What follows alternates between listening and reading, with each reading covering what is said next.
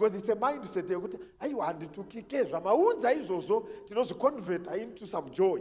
Hallelujah. Amen and amen. Regai timboenda pamberi paMwari tingonamatira a mindset yekuti tingoitirwa zvakanaka. Isha wangu ndinokutendai. Romans 12 verse 2. Inotiyo be renewed. We need a mindset that is renewed. Hallelujah. We need a mindset that is renewed. Bataiwo Mwari pfungwa dzangu, bataiwo Mwari mafungiro angu, bataiwo Mwari the way I process things. Pandatouya kuimba yenyu mangwanani ano, ndibatsireiwo Mwari kuti ndinzwisise kuti how do I process things. Help me, oh God, in my thinking. Give me a mindset, oh God, that speaks of Christ. Give me a mindset, oh God, that speaks, oh God, of you. Give me a mindset, oh God, that speaks, oh God, of the people that I fellowship with. Give me a mindset, oh God, that says I am a victor.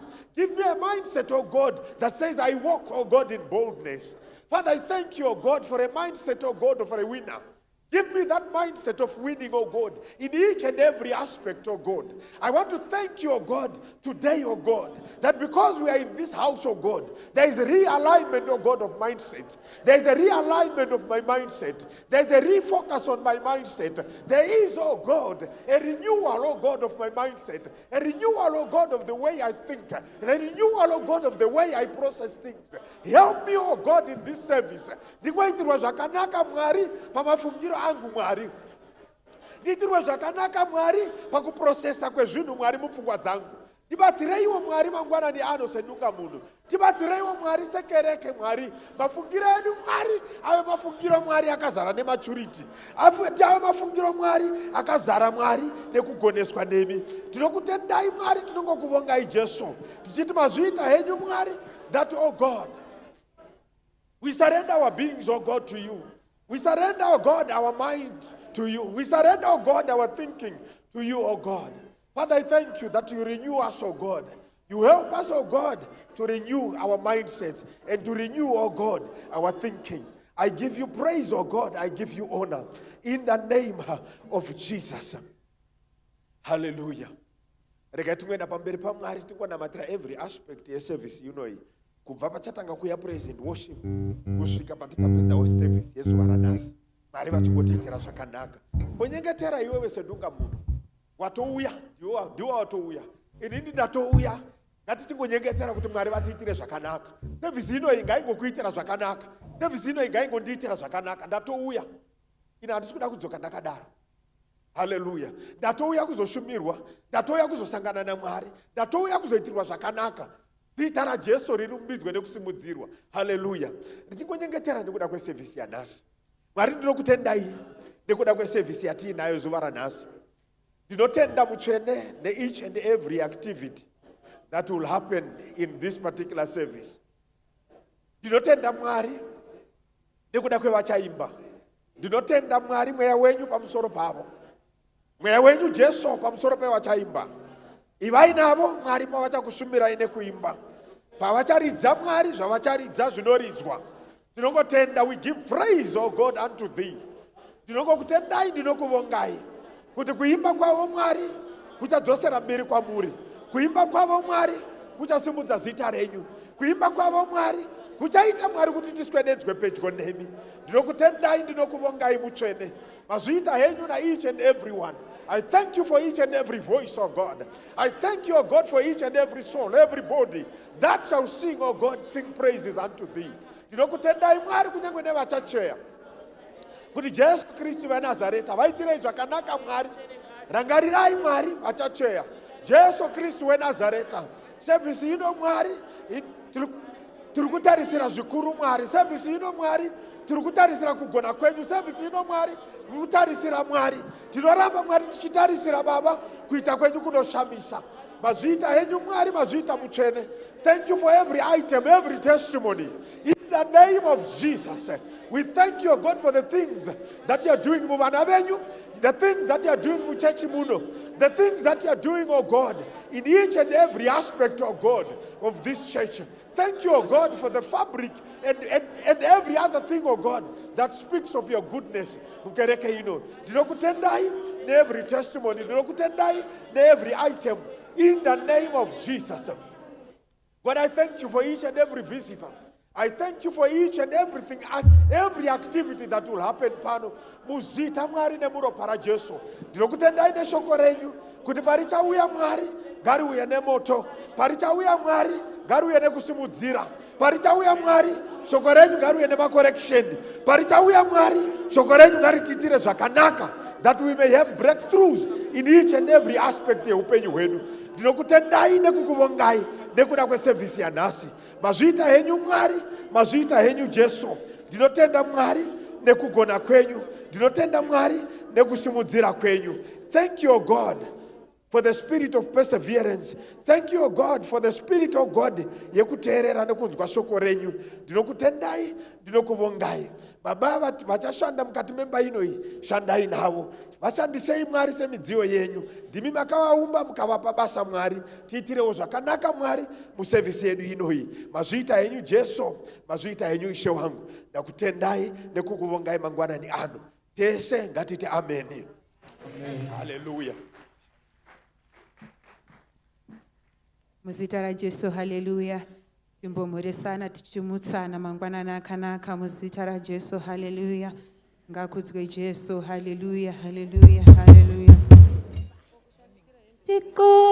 Tikobawo genana titikobawo genana titikobawo genana tingo musa wako tikobawo tikobawo genana titikobawo genana titikobawo genana ango musa wako tikobawo tikobawo genana titikobawo genana titikobawo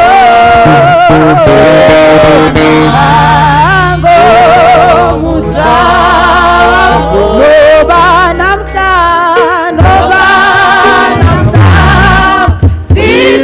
sihlangene noba namhla sihlangene noba namhla sihlangene musa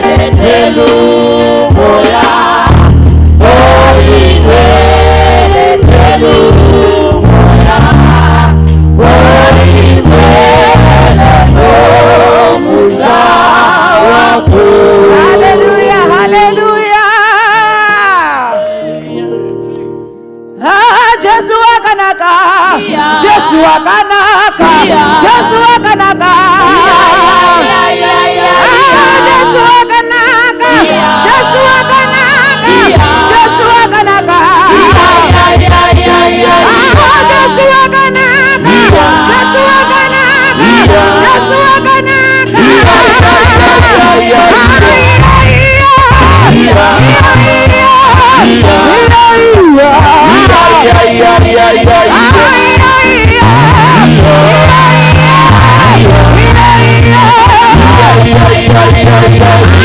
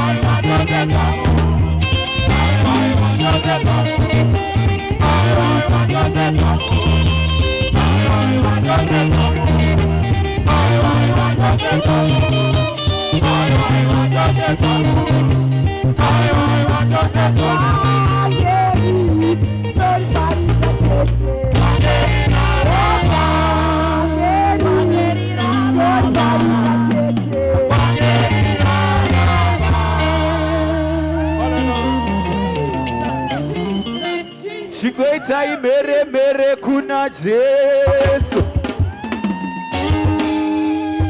Oh, but neighbor, give me some space.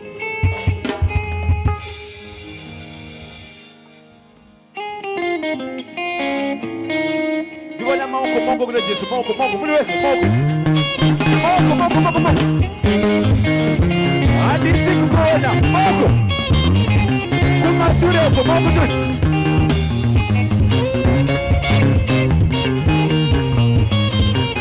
Mururu ne muritsu.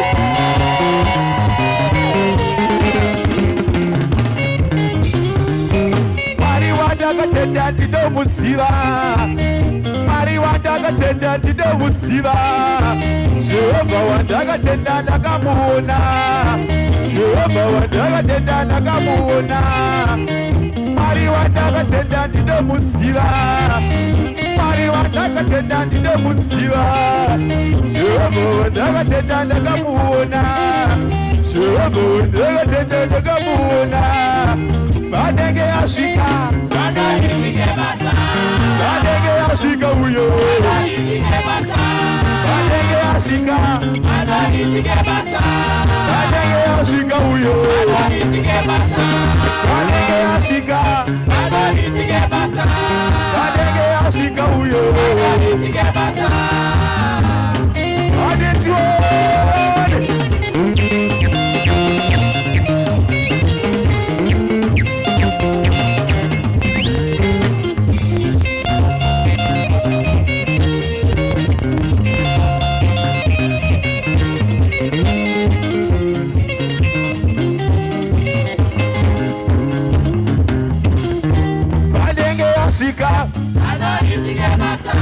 Badenge yashika uyo, badenge yashika, badenge yashika uyo, badenge yashika. Easy.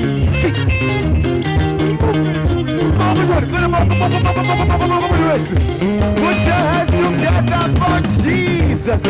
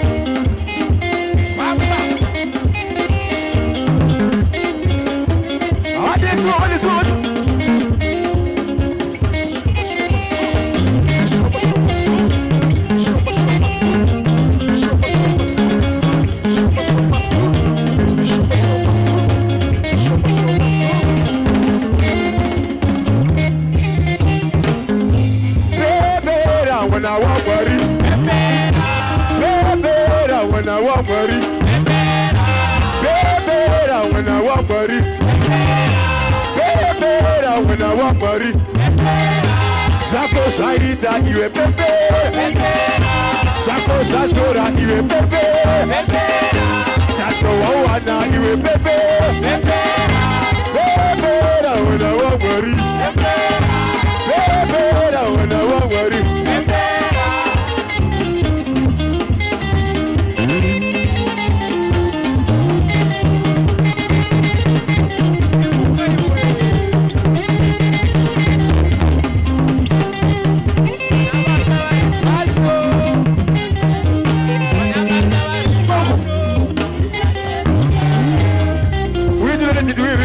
Oza. Wanababa wa ripando.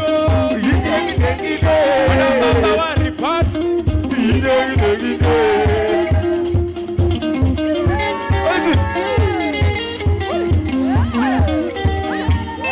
Musaite machela zimena bururu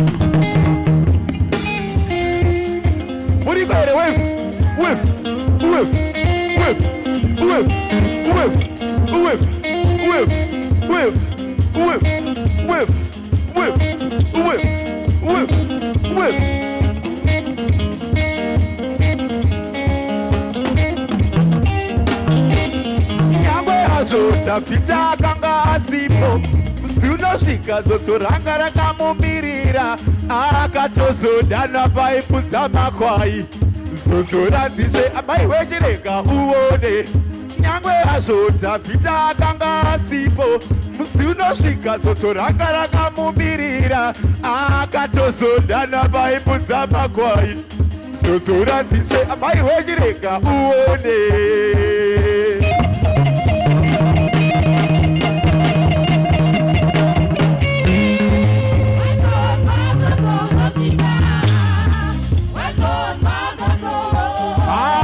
Kure unokuda wende wakasinzina iwe kure kure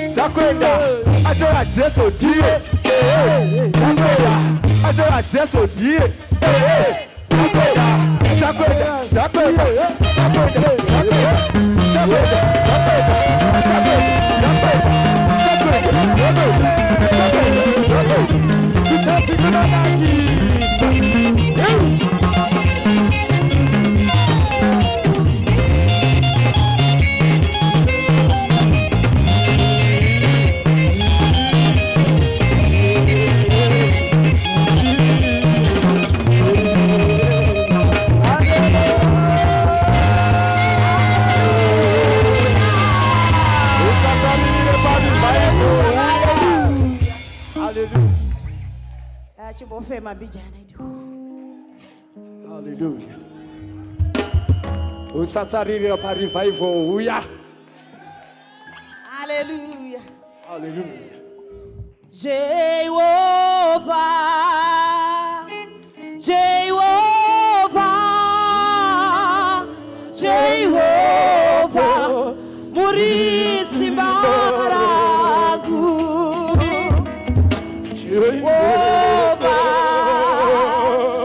Jehovah, Jehovah, Murisi Bara. Oh Jehovah, Jehovah, Jehovah,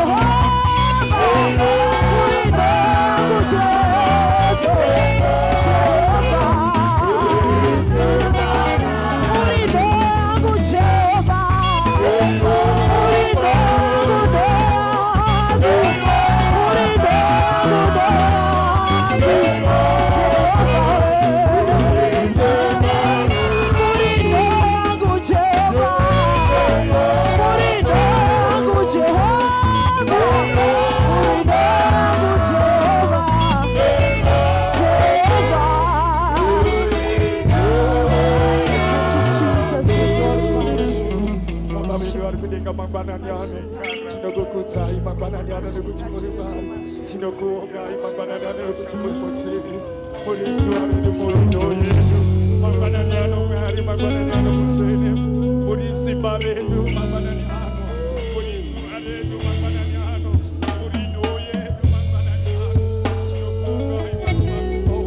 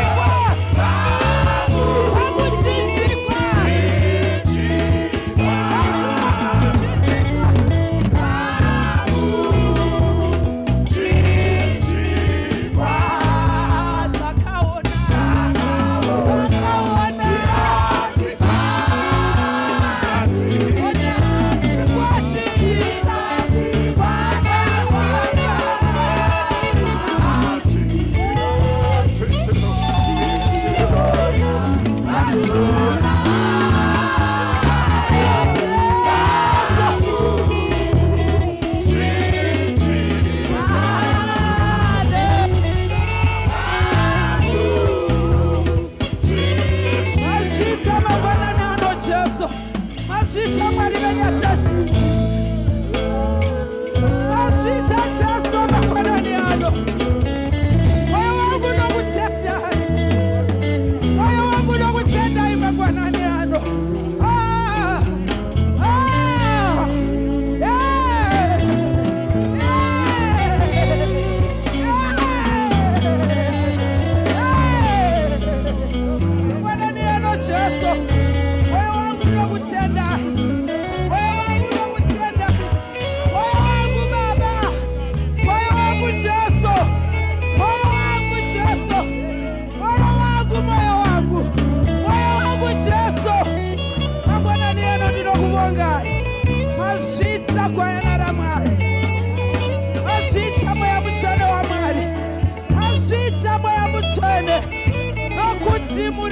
Mwari. Mashita Jesu. Mashita Mwari wenye shashishi. Mashita kwa yana Mwari. Ndinokudai. Ndinokudai Jesu. Ndinokudai moya muchwene. Ndinokudai baba we. Mashita kwa yana Mwari. Moyo wangu unokutenda. Nokuti muri Mwari. Nokuti wafanirwa nani. Mashita Jesu. Mashita Jesu. We worship you, Jesus. Musikane muropa abo Jesu. Makanaka Jesu.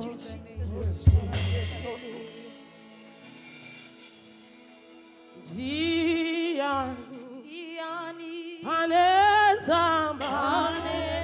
Bafuti. Ofukama.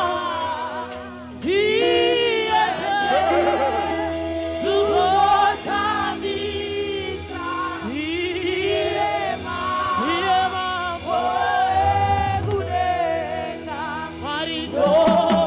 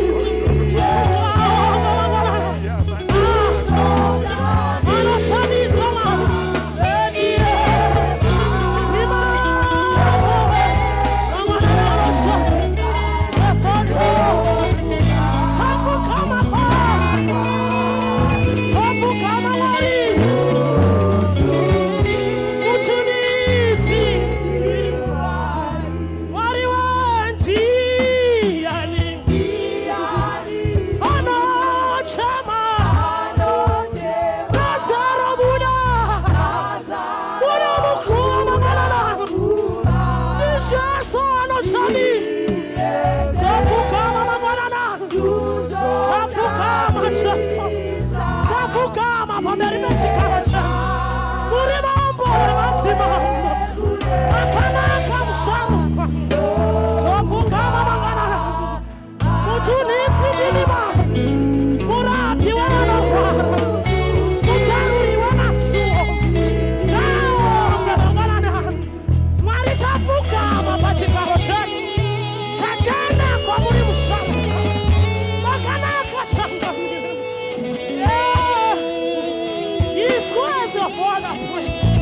Mangwana no cheso. Mumuni tuwe pakaomba. Cheso. Gao msharuka. Maritafuka mabachikaro. Tatana sitareni murosa. He's worthy of all the praise. Makanaka cheso murosa. Mangwana no kao. Munoshanisa changamire. Munoshanisa msharuka. Makajene kama mwanana. Hakuna waka itasemiwa. Hakuna waka fanana na nichoso. Mangwana na biri na kukutwa. Nashia pachikaro chosa. Jehova minipesi. Musikino wa Israeli. Akati wote. Anarijiema.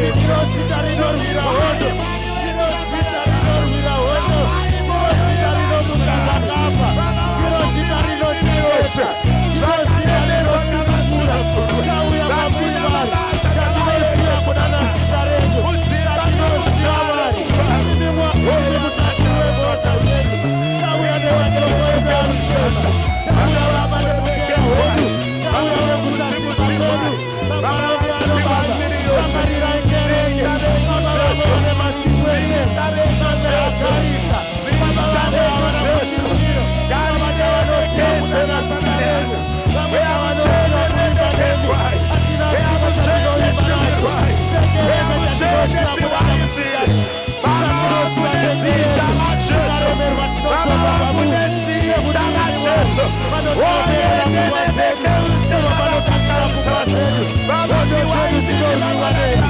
Imi Mwari mulindi wehondo zedu.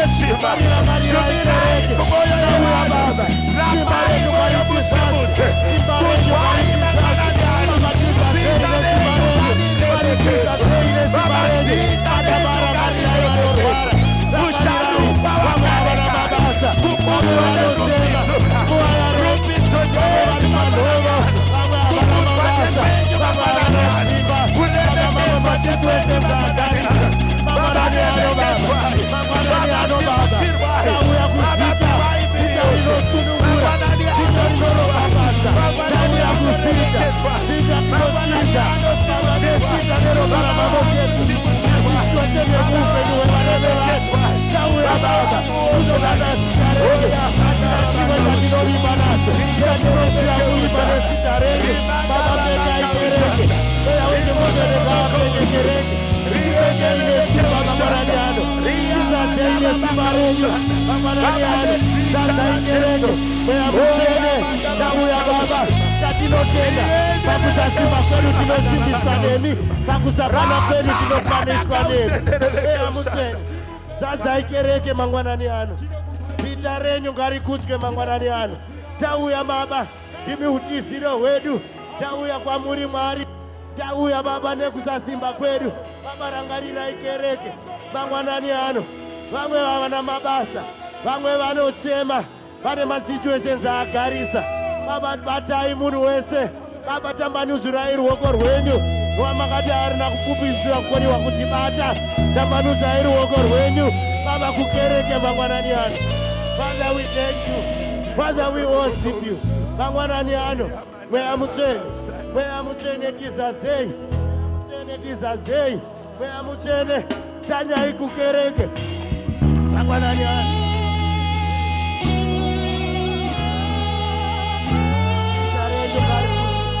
Father, we thank you.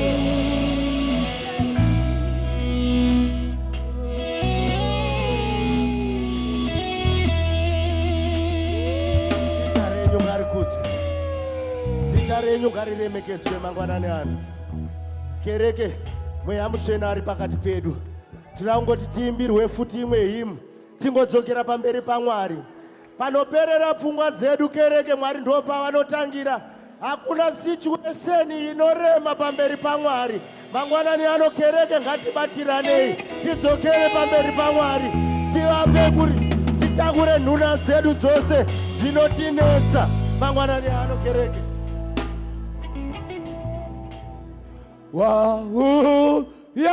Wauya muche kimukuru vano vatona ishe wekudenga vana posomutswa varikumakuwa iwo onepe vose vakachena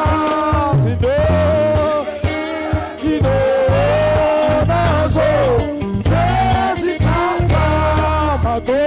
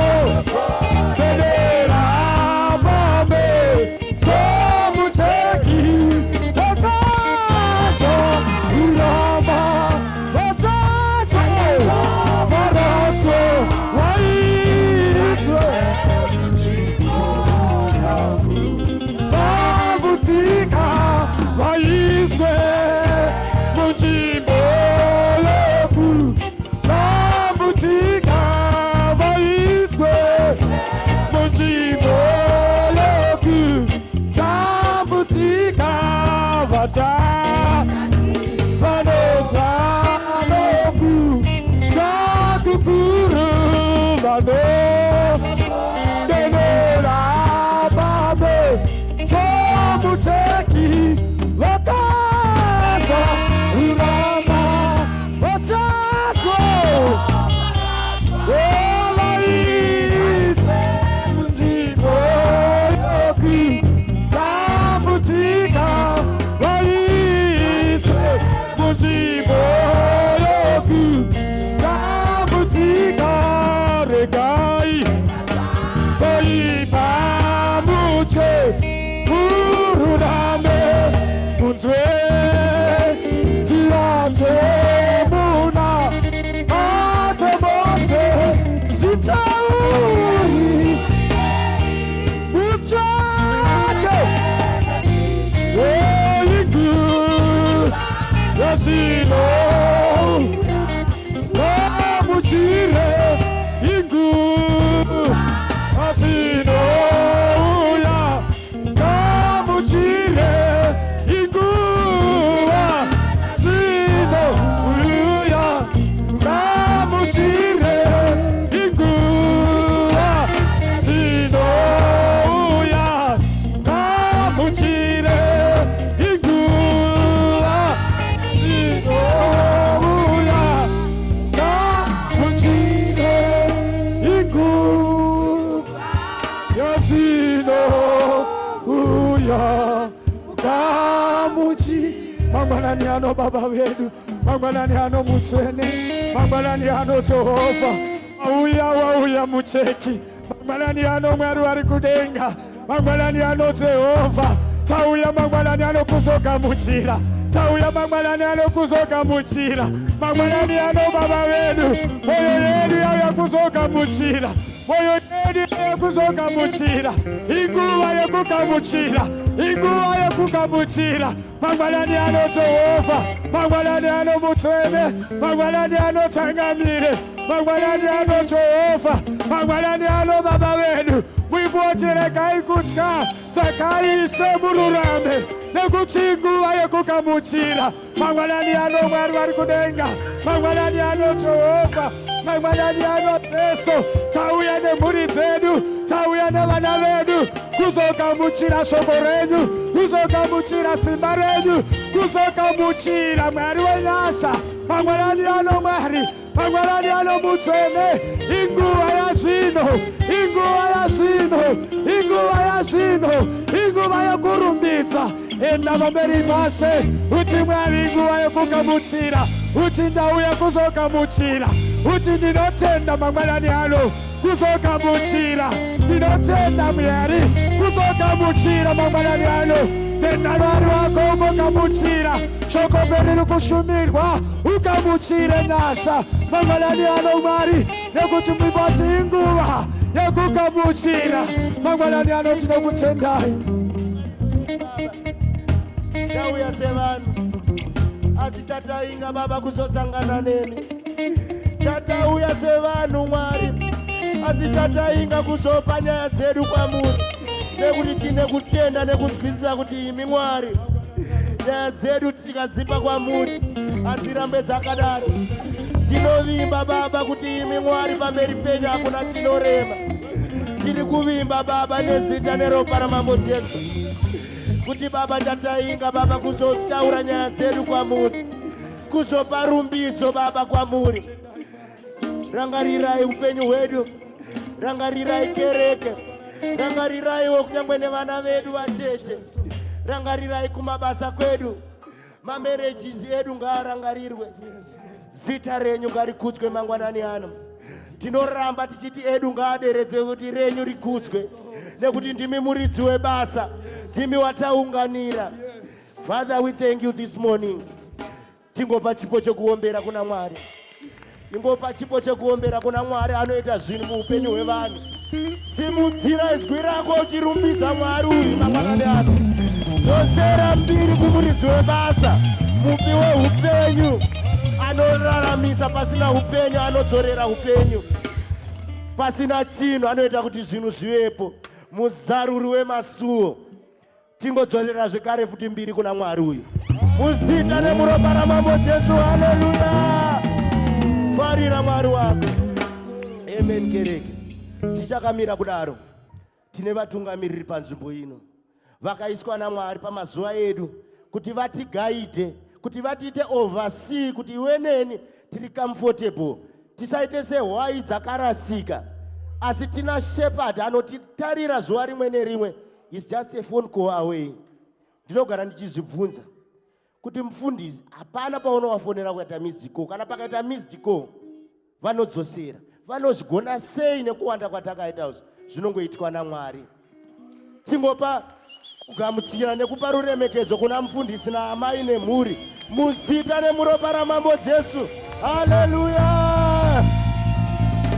Mufundisi, tinokugamuchirai mufundisi. Tingatora nzvimbo dzedu tichitenda praise team nekuti tungamirira mukuimba kwakanaka. Tivarovere maoko vachitora nzvimbo dzavo. Mangwanani ano kereke turangotenda Mwari watitendera zvekare futi kuti tionane tichivapa mbiri nekuvarumbidza. Turangoti tisvike panguva yekugamuchirana nekufarirana. Mangwanani ano kereke nditenderewo nditore nguva ino kuremekedza utungamiriri hwepanzvimbo ino, our main church board. Tingovafarira nekuvagamuchira muzita nemuropa ramambo Jesu. Haleluya. Regai nditorewo zvekare mukana uno kuti nditende vanotitungamirira kumaboka epakereke akasiyana siyana. Tine ladies vanotungamirira ikoko, tine vana baba vari kutitungamirira kumen's fellowship, tine vanotitungamirirawo zvekare kuyouth, kumateenagers, tinewo zvekare maboka mamwe aripo akasiyana siyana ari pakereke pano. Vese vanotungamirira kunyangwe nemaseo groups. Tinokugamuchirai mukati meservice yanhasi muzita nemuropa ramambo Jesu. Haleluya. Regai ndingotorawo zvekare muno mukana kuti ndigamuchire vana baba nana amai vaona zvakakodzera kuti vatore nguva ino kuuya kuzorumbidza Mwari. Vana baba nana amai, ndinokugamuchirai mangwanani ano muzita nemuropa ramambo Jesu. Haleluya. Regaiwo ndipfurire mberi nekugamuchira vana vedu. Tine mayouth ari mukati mekereke ino. Mayouth ndinokukumbirai kuti mungosumuka tikugamuchirei zvakasarudzika. Yes, muri kuvaona vana vedu vari kusumuka youth.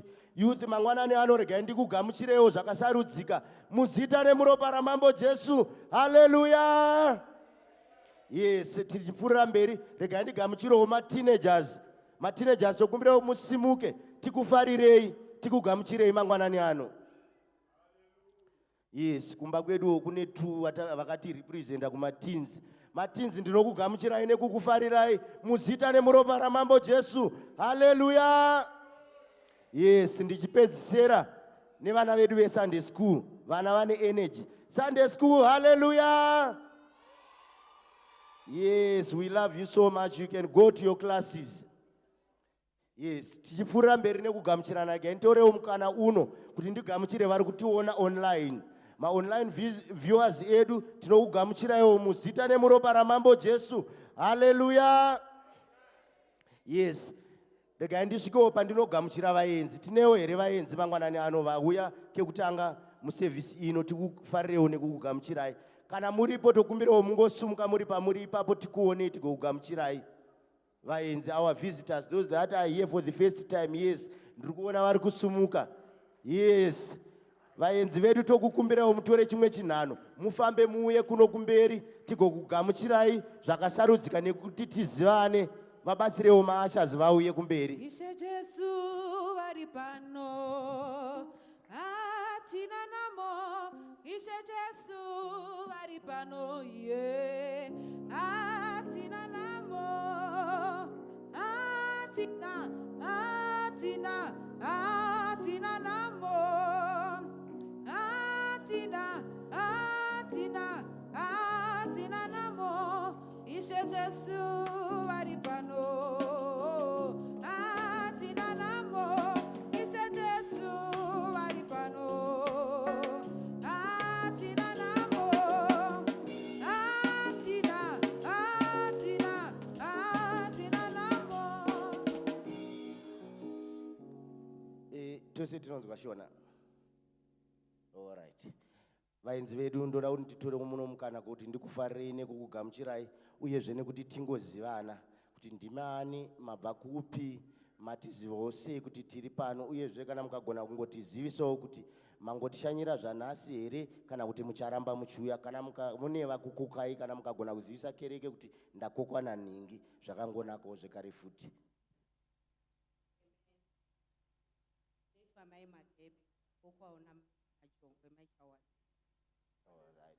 Matishanyira here zvanhasi kana kuti mucharamba muchiuya? Alright, aiwa tinotenda, zvakangonaka. Mike.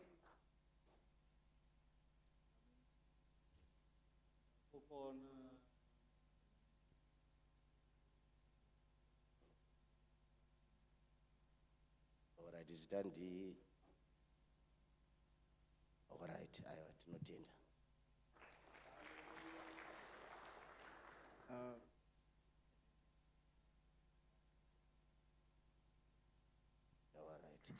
Tinotenda.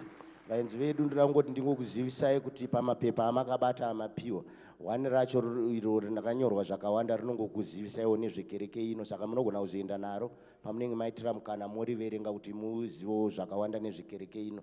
Rimwe racho munongofila madetails enyu mugorisiya musati maenda, munokwanisa kungopa maashers kana kuti nguva yeoffering munokwanisa kungoisa muoffering basket, kana kuti mukakundikana pane izvozvo secretary panopera chechi vanoda kukuonayo kwenguva diki diki kuti vangokugamuchiraiwo nekukupaiwo something zvishoma zvavainazvo.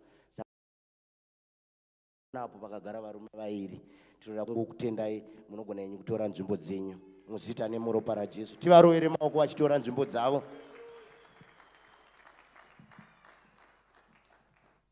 Yes.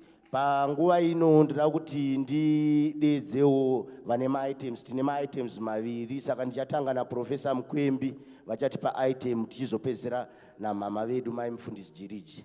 Uya henyu Profesa, mutore nguva ino.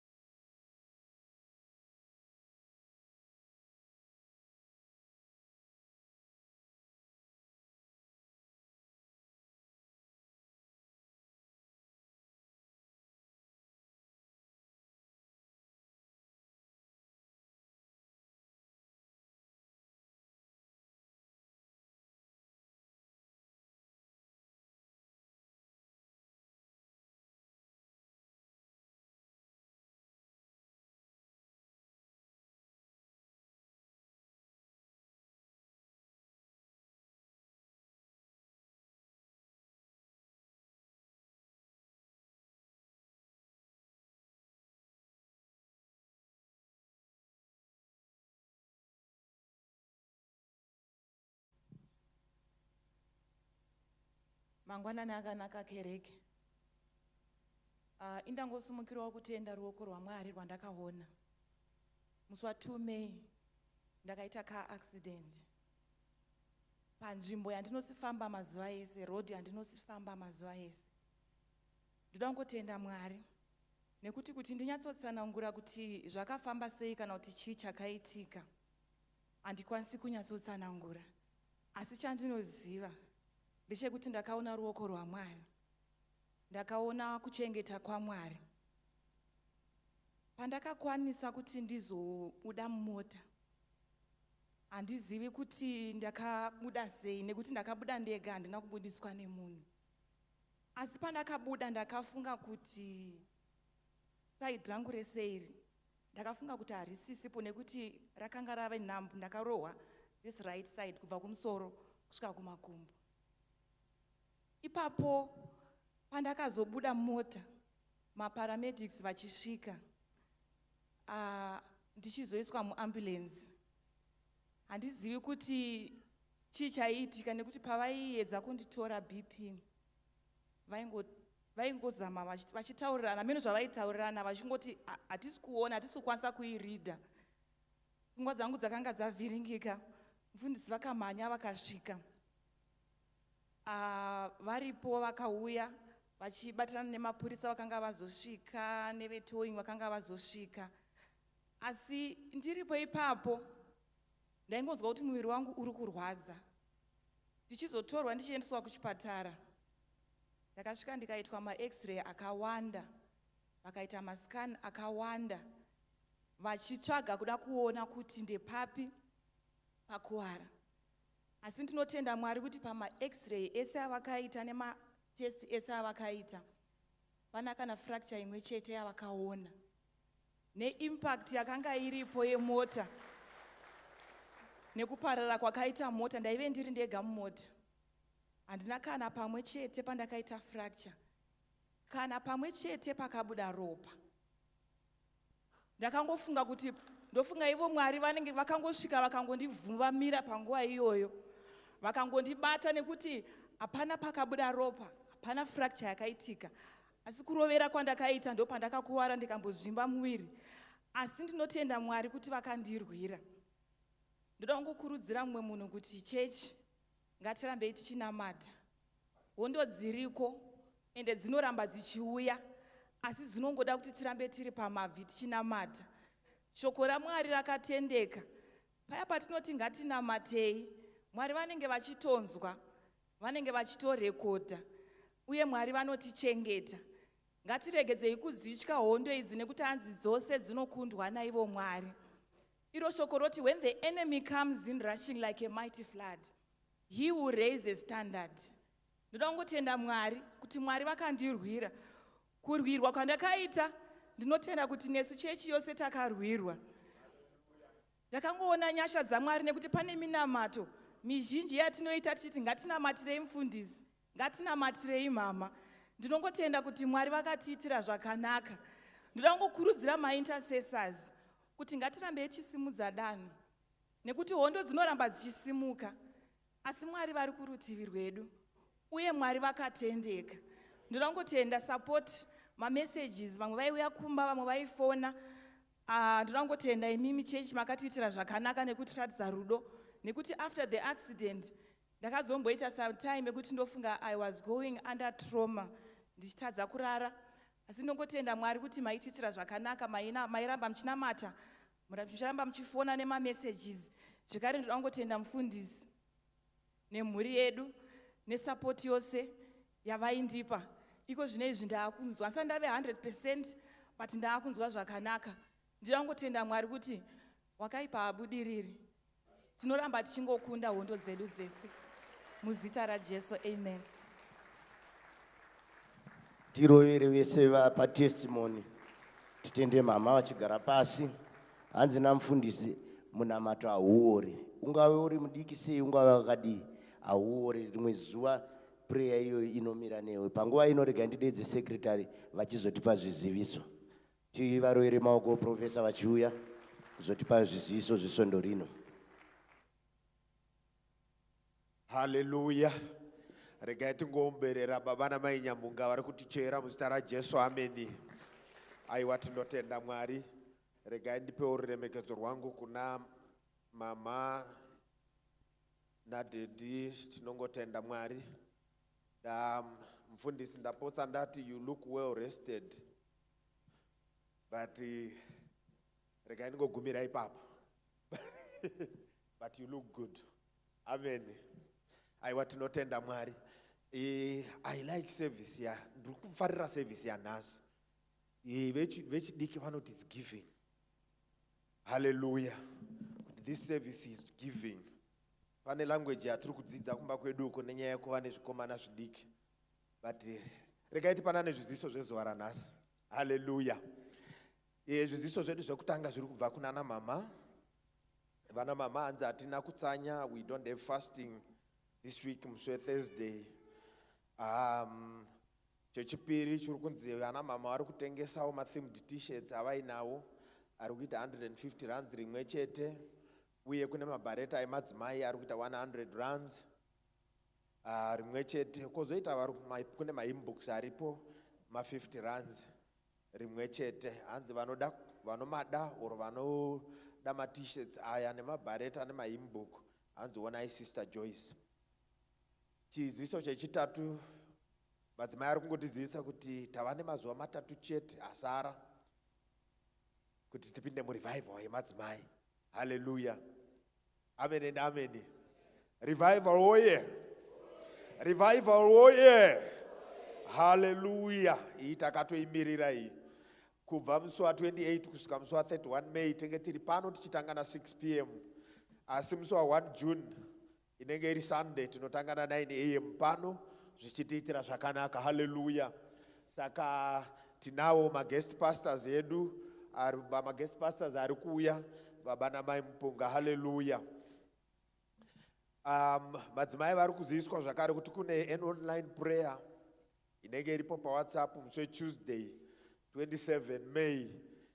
Iyi hanzi inotangana 12 midnight ichipera after 30 minutes, kureva kuti inopera na 0030 kana kuti inopera na half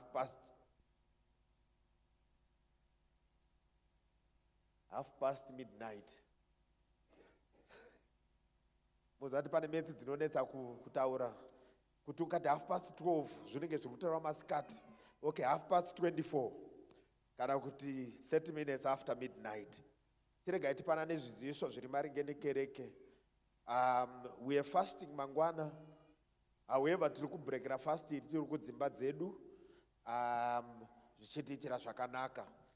Cell group reNorth of Wondekers muri kukumbirwa kuonekwa soon after service, and you remain behind after service. Regai nditi cell group iroro munouya pamberi apa mosangana neutungamiriri wenyu vari kuda kukuonai. Tiri kuziviswa kana kuti regai ndibva ndangopedza nema-cell group iyoyi. Horizon cell group muri kudiwa kuonekwa nema-cell group leaders enyu. Regai ndingoti munogona kukwira uku kune matinzi uku zvichitiitira zvakanaka. Regaiwo nditi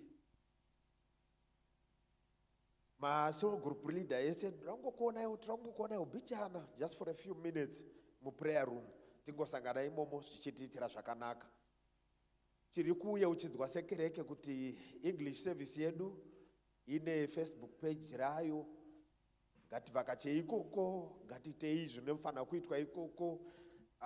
Ndakambopindako ndikatarisa zviriko. It's actually quite a vibrant, a vibrant page. Tiri kukumbirawo especially vanoda zvechirungurungu kokoko tinoitirwa zvakanaka. Hallelujah. Aiwa, ndikungotaura zvechirungurungu but munhu wese unodiwa ikoko. Let's just support what is happening through zviri kuitwa nemedia team yedu. Uyezve media team iri kuti-encourage kuti patiri kutarisa even kuma-social media platforms atinawo, Facebook, Instagram, YouTube, TikTok.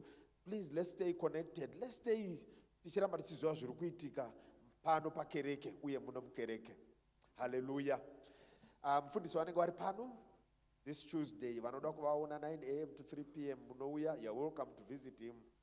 Asi regai tingoyeuchidzana kuti kana uine wakabatikana panyaya yenguva unogona kuuya any other time through unogona kuuya nguva yamunenge maappointiwa kuti muuye. If you are constrained on time, just make an appointment. Ndiri kuuya na9 because ndiri kudiwa kubasa na12 wouya panguva idzodzo, then there is provision for you. However, he is also available, or vafundisi vedu vari available any other time, but you have to make my appointments navo zvichitiitira zvakanaka. Tiri kuziviswa kuti tine kachirongwa kari kuitika, or mufundisi vane chirongwa chavari kuda kuita chekuvhakachira macell group. Tichataura nemacell group leaders nhasi kuti tinenge tichifamba sei. Hallelujah. Isusu sekereke tiri kukurudzirwa kuti tirambe tichingokoka vanhu. Please, let's just share the joy of fellowship with one another. Ngatisanakirwe toga, or ngatisafairwe toga. Kereke inzvimbo yerudo, inzvimbo yekuti tinoshare rudo rwaMwari, uye tinoshare kugona kwaMwari nekuita kwaMwari ikoko zvichitiitira zvakanaka. Hallelujah. Visitors andaona auya pano, tiri kukumbira kuti muzosangane neni apo pa connecting lounge apo, just for a minute or two, tichingomhoresai sekereke uye tichikuitai welcome sekereke. Tiri kuyeuchidzwawo zvakare mwedzi wedu wapera, bataranawo nacell group leader wako panyaya yemission house. It's an important part iyoyo. That is actually part and parcel of our worship, yekuti kumission house kugare kwakanaka uye kugare kuchiendeka. Hallelujah. Saka iwe neni tine basa rekushanda na cell group leader wako. Avo vasina macell group ndichaita urongwa next week. Mufundisi mozonditenderawo ndizosangane navo imo munomu. Kana usina cell group raunoenda, tisangane munomu tigoverane nekuziva kuti toita sei. Hallelujah. Tiri kuyeuchidzwa kereke kuti giving our tithes and offering is always part and parcel of our worship, an expression of our faith to God. It's an expression of our belief, and it's an expression yekuti tinoda Mwari. Panapa tinopa zvipo zvedu nenzira dzinokwana 4 idzo. Tinoita ma-EFT, tinoita ma-ATM deposits, uye tine machine iri kuseruko, a swiping machine. You can go and swipe your offering there. Unogona kuuya uchipa chipo chako ipo panapa panguva yeservice. Hallelujah. Regai ndogara zvangu pasi ndingoti kereke ngatirambe tichingonamata Mwari nekuvarumbidza. Amen. Tivaruvire maoko sekretari vachinogara pasi, tinotenda nezviziviso. Ininiwo contract yangu yakuda kunopera nguva yandapuwa pano yekuti ndicheye, but ndati handinganyorese testimony yangu kwandiri, ndazongoti regai ndizongoipawo pekupedzisira. Neniwo ndoda kutenda Mwari. Ndinofarira statement inogara ichitaurwa namufundisi kuti vanhu ngavangorotomokawo zvakanaka pamusoro pedu. I think mid-December into beginning of January ndakangofunga kuti ndaneta nekushandisa license rekuZimbabwe, nekuti pese paunobuda unenge uchifanira kuti wobuda nelicense wozoti traffic register nechibhuku chiye. Regai nditore hangu license remuno.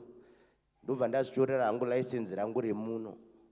So takangoti rimwe zuva tiri kubasa, tiri kutaura ndikati ndanopfuura nekwandakatorera license, disk kadi rangu riye ratobuda. Ndichitaura namanager wangu. Tikanzi watora license, watora code chii? Ndikati ndatora code 10. Ndobva papera mazuva. Tikanzi ndazongofunga kuti iwe wagara ngone license rako ngochidhiraivhira motikari yako. Zvino zvakatora code 10 ndiri ngofunga kuti ichanyanya kubatsira kambani nekuti tine marori panapa. So ndiri kufunga kuti regai ndinotaura nevanhu vekufinance vakupe mari yako yese yaukashandisa kubva paukatora learners kusvika paukatora license. Saka handisi anguti patime yacho akataura navo here kana kuti akadii. So last week pakazongoitawo zvaida mari, uye mari yacho ndaandisina. Ndobva tangosangana mupaseji tichibva kunoita sei kunodziisa chikafu mukitchen. Zvikanzi kwewo mari yako wakazopiwa here license? Ndikati handina. Zvikanzi atitoendai tese izvozvi. Ndobva tangoenda kuofisi. Zvikanzi izvozvi ndiri panapa mutransfere mari yake maakaunti. Ndobva ndangopiwa 5,600 yangu yandakazvitoresera license rangu. Ndirongotendawo Mwari naizvozvo muzita raMambo Jesu. Kereke takasimuka tese, regai ndingotora mukana uno kukukurudzira kuti prepare your heart, gadzirira moyo wako udzidzisike pari kudzidziswa nemunhu waMwari, shoko raMwari, kuti upenyu hwedu huchinje, upenyu hwedu tiitirwe zvakanaka. Mufundisi, uyai nyinyi mutore nguva ino.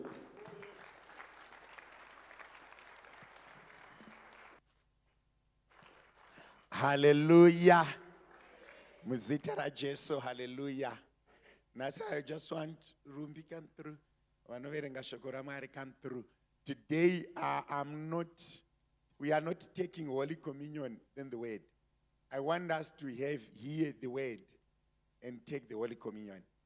Because taking the Holy Communion should be part and parcel of what I'm trying to teach. I'm not a teacher of the word. I love shetuka. That's what makes me who I am. But today I want to teach. Because anyone who is well taught is equipped. If you are well taught, you are not easily defeated. Amen and amen. Ukadzidzisika ukurumidze kukanganisika. Amen and amen. Let me extend my love to you all and repeat it again in front of men and in front of He who called me, that I love you. Can I repeat this? I love you, and I promise you, whether you stay here or you are going out, I will never curse a child. Whoever saved me, I will never curse anyone. Whether wrong or right, I'll always pray for you. I'm one person who appreciates even the day we walked together once. If God gave us an opportunity to walk together one day, I'll forever appreciate it. If God gave us 5 days to walk together, I'll appreciate the 5 years. Amen and amen. Because what good has happened now, God can repeat it. Never ever destroy a person because something bad happened. Because the way you needed them, you may need them again in the future. So it's better to leave them. Amen and amen. So that when an opportunity to work together again comes, you find one another still okay.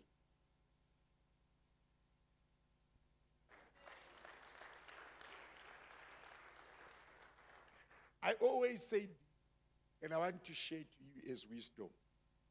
If someone gives you a piece of bread that you could not buy for yourself, and that person errs, you rather keep him than anyone who have not given you anything. Because if someone has done good to you, there's a probability that God can use them again in the future than someone who have never done anything. So people who love you or who have loved you before, please don't hurt them. Please don't destroy them. You never know when you need them. This is a piece of wisdom. Can I repeat this? Never ever in your lifetime participate in destroying another person. If there is a fire, push them out of the fire. Even if you hate them when they are alive, don't destroy them.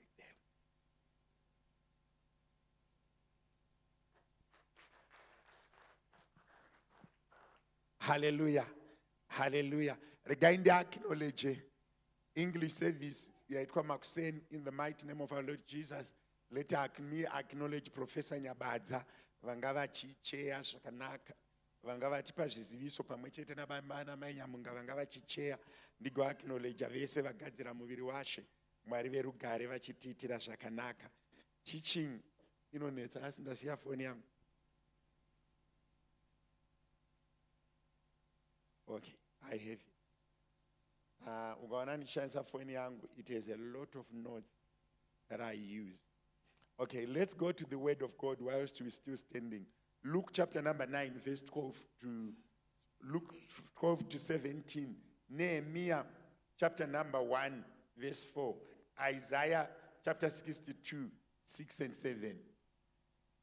Chaverenga varovira vane gumi nevaviri vakauya kwaari vakati, endesai vanhu vazhinji ava kuitira kuti vaende kumisha nekumaruwa akapoteredza kuti vandozvitsvakira zvokudya nopokurara nekuti tiri musango muno.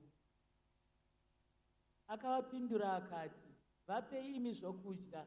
Ivo vakati, tinongova nezvingwa 5 nehowe 2, kunze kwokunge tatotenga zvokudya zvavanhu vazhinji vose ava.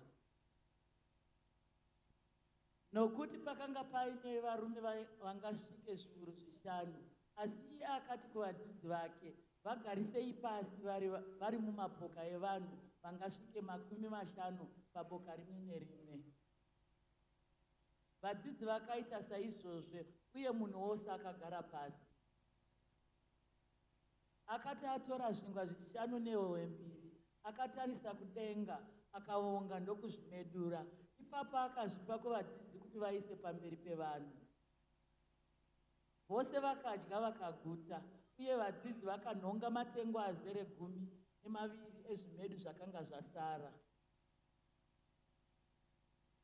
When the day began to wear away, the 12 came and said to him, "Send the multitude away, that they may go into the surrounding towns and country, and lodge and get provisions, for we are in a deserted place here."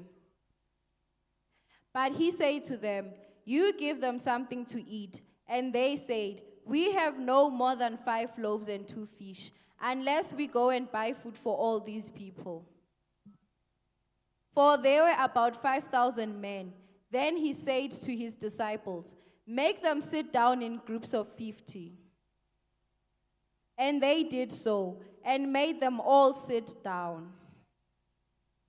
Then he took the 5 loaves and the 2 fish, and looking up to heaven, he blessed and broke them, and gave them to the disciples to set before the multitude. So they all ate and were filled, and the 12 baskets of the leftover fragments were taken up by them. So it was when I heard these words that I sat down and wept, and mourned for many days. I was fasting and praying before the God of heaven. Start from 2, so that at least we can build up. I know what I want to say, but you don't know what I want to say. That Hanani, one of my brethren, came with men from Judah, and I asked them concerning the Jews who had escaped, who had survived the captivity, and concerning Jerusalem. And they said to me, "The survivors who are left from the captivity in the province are there in great distress and reproach. The wall of Jerusalem is also broken down, and its gates are burned with fire." I want you to repeat that slowly. The same verse, chapter verse 3. And they said to me, "The survivors who are left from the captivity in the province are there in great distress and reproach. The wall of Jerusalem is also broken down, and its gates are burned with fire." If the Bible is yours, repeat 3. Leave 3 there. If the Bible is yours, I want you to write or underline great distress. Reproach. I'll come to those 2 words. Distress and reproach. There are key words on this one. Let's go to 4. So it was when I heard these words that I sat down and wept, and mourned for many days. I was fasting and praying before the God of heaven. Verengaine Shona, tera isu tisinganzwi chirungu. Hanani, mumwe wehama dzangu, akauya achibva kuJudha nevamwe varume. Ndakavabvunza pamusoro pavaJudha vakasara, avo vakapunyuka pakutapwa, uyewo nepamusoro peJerusarema. Vakati kwandiri, avo vakapunyuka pakutapwa, uye vakadzokera kudunhu vari mudambudziko guru nepakunyadziswa. Rusvingo rweJerusarema rwakakoromorwa, uye masuo arwo akapiswa nomoto. Pandakanzwa izvi, ndakagara pasi ndikachema. Ndakaita mazuva ndichichema nekunyengetera, uye ndichitsanya pamberi paMwari wokudenga. Hallelujah. I think, okay, read that one as well. ndakagadza nharirire pamasvingo ako iwe Jerusarema, havangambonyarari masikati kana usiku. Imi munodana kuna Jehovha musazorora, uye musamupa zororo kusvikira asimbisa Jerusarema, uye ariita rumbidzo yenyika. I have set watchmen on your walls, O Jerusalem. They shall never hold their peace day or night. You who make mention of the Lord, do not keep silent. And give him no rest till he establishes and till he makes Jerusalem a praise in the earth. Hallelujah. May God bless the reading of the word and the readers as we all take our seats. Mwari vakandibatsira mangwanani ano tisati tatora muviri washe. Mwari vakandibatsira mangwanani ano tisati tatora muviri washe. If God helps me this morning before we take the Holy Communion, We want to dwell in the realities of life. toda kugara pazvinhu zvoupenyu Zvinowanikwa nemunhu wese anorarama panyika. that is found by everyone who is living on earth. Pandaverengesa kubhuku yaLuke, From the book of Luke, Jesu vaivepo Jesus was there achiparidzira vanhu murenje preaching to people in the desert, munzvimbo yanga isina mashops kana chekudya, in a place where there was no food or shops. ende aive nevadzidzi And he had his disciples vakaenda kwaari who went to him akati zuva raakunyura, and he said, it's now getting dark. let's release people into the city Ngatisunungurei vanhu vaende muguta vanozvitsvagira chekudya. so that they can look for food. Paari kuvarilisa vanhu Pavari kuvasunungura, havane nzara. they are hungry. Peter nevadzidzi Peter and the other disciples vari kushanda sevanhu, are working as people vari muatmosphere yevanhu in the atmosphere of people, yekuti kana vanhu vaine nzara, of when people are hungry. let's release them. Ngativasunungurei vaende. But Jesu ari muatmosphere yeumwari But Jesus in the atmospheric of godliness, ari kuti kana vane nzara he's saying if they are hungry, hativaendesi vakadaro, let's not release them like that. tinovapa We chekudya. must give them food. But iwo Jesu vacho havana, But Jesus doesn't have. nevanhu vacho vari kuti rilisai havana. Even the people who are asking them But to release, they don't pakati have. pavo But among them, pane mukomana there is a boy ane zvingwa who zviviri has 5 loaves zvingwa zviviri nehove 5. This was enough for himself.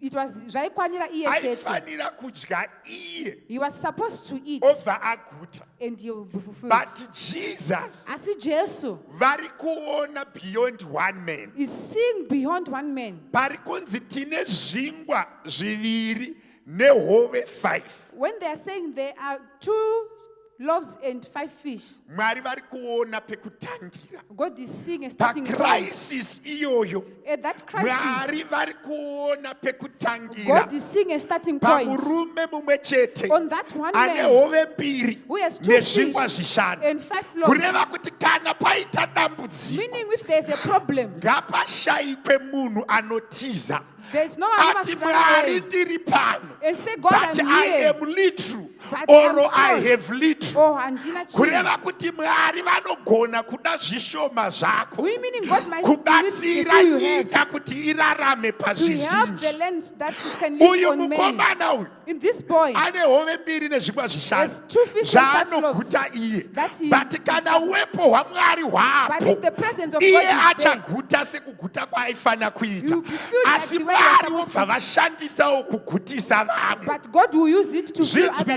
Zvinzwisise mangwanani ano Understand this, kuti tsoka dzako iwewe that your feet dzinogona kushandiswa namwari might be used by kufambira vamwe. to offer others. Zvinzwisise kuti the little that you have Zvishoma can be zvauinazvo used by God to affect lives. zvinoshandiswa naMwari kuchinja upenyu hwevanhu. Unonzwa mutsika yavo samwari. We hear God in His Ane norms of vanhu God. vanoita maburden bearers. There are people who are Wekuti not down on zvikaoma havatize. that if it's hard, they Zvikarwadza don't run away. havatize. If it's painful, they don't run Pazvinooma away. ndopavanosimuka. If it's hard, that's when they'll stand up. Ukaverenga kuna 1 Samuel 1 Samuel chapter number 17 17, kubva pa24 uchiuya nayo ku27 28 24 as you go on. kune murume anonzi David There's a man called David. akatumwa kuendesa chikafu kunana He baba was sent to kumabrothers. give brothers food.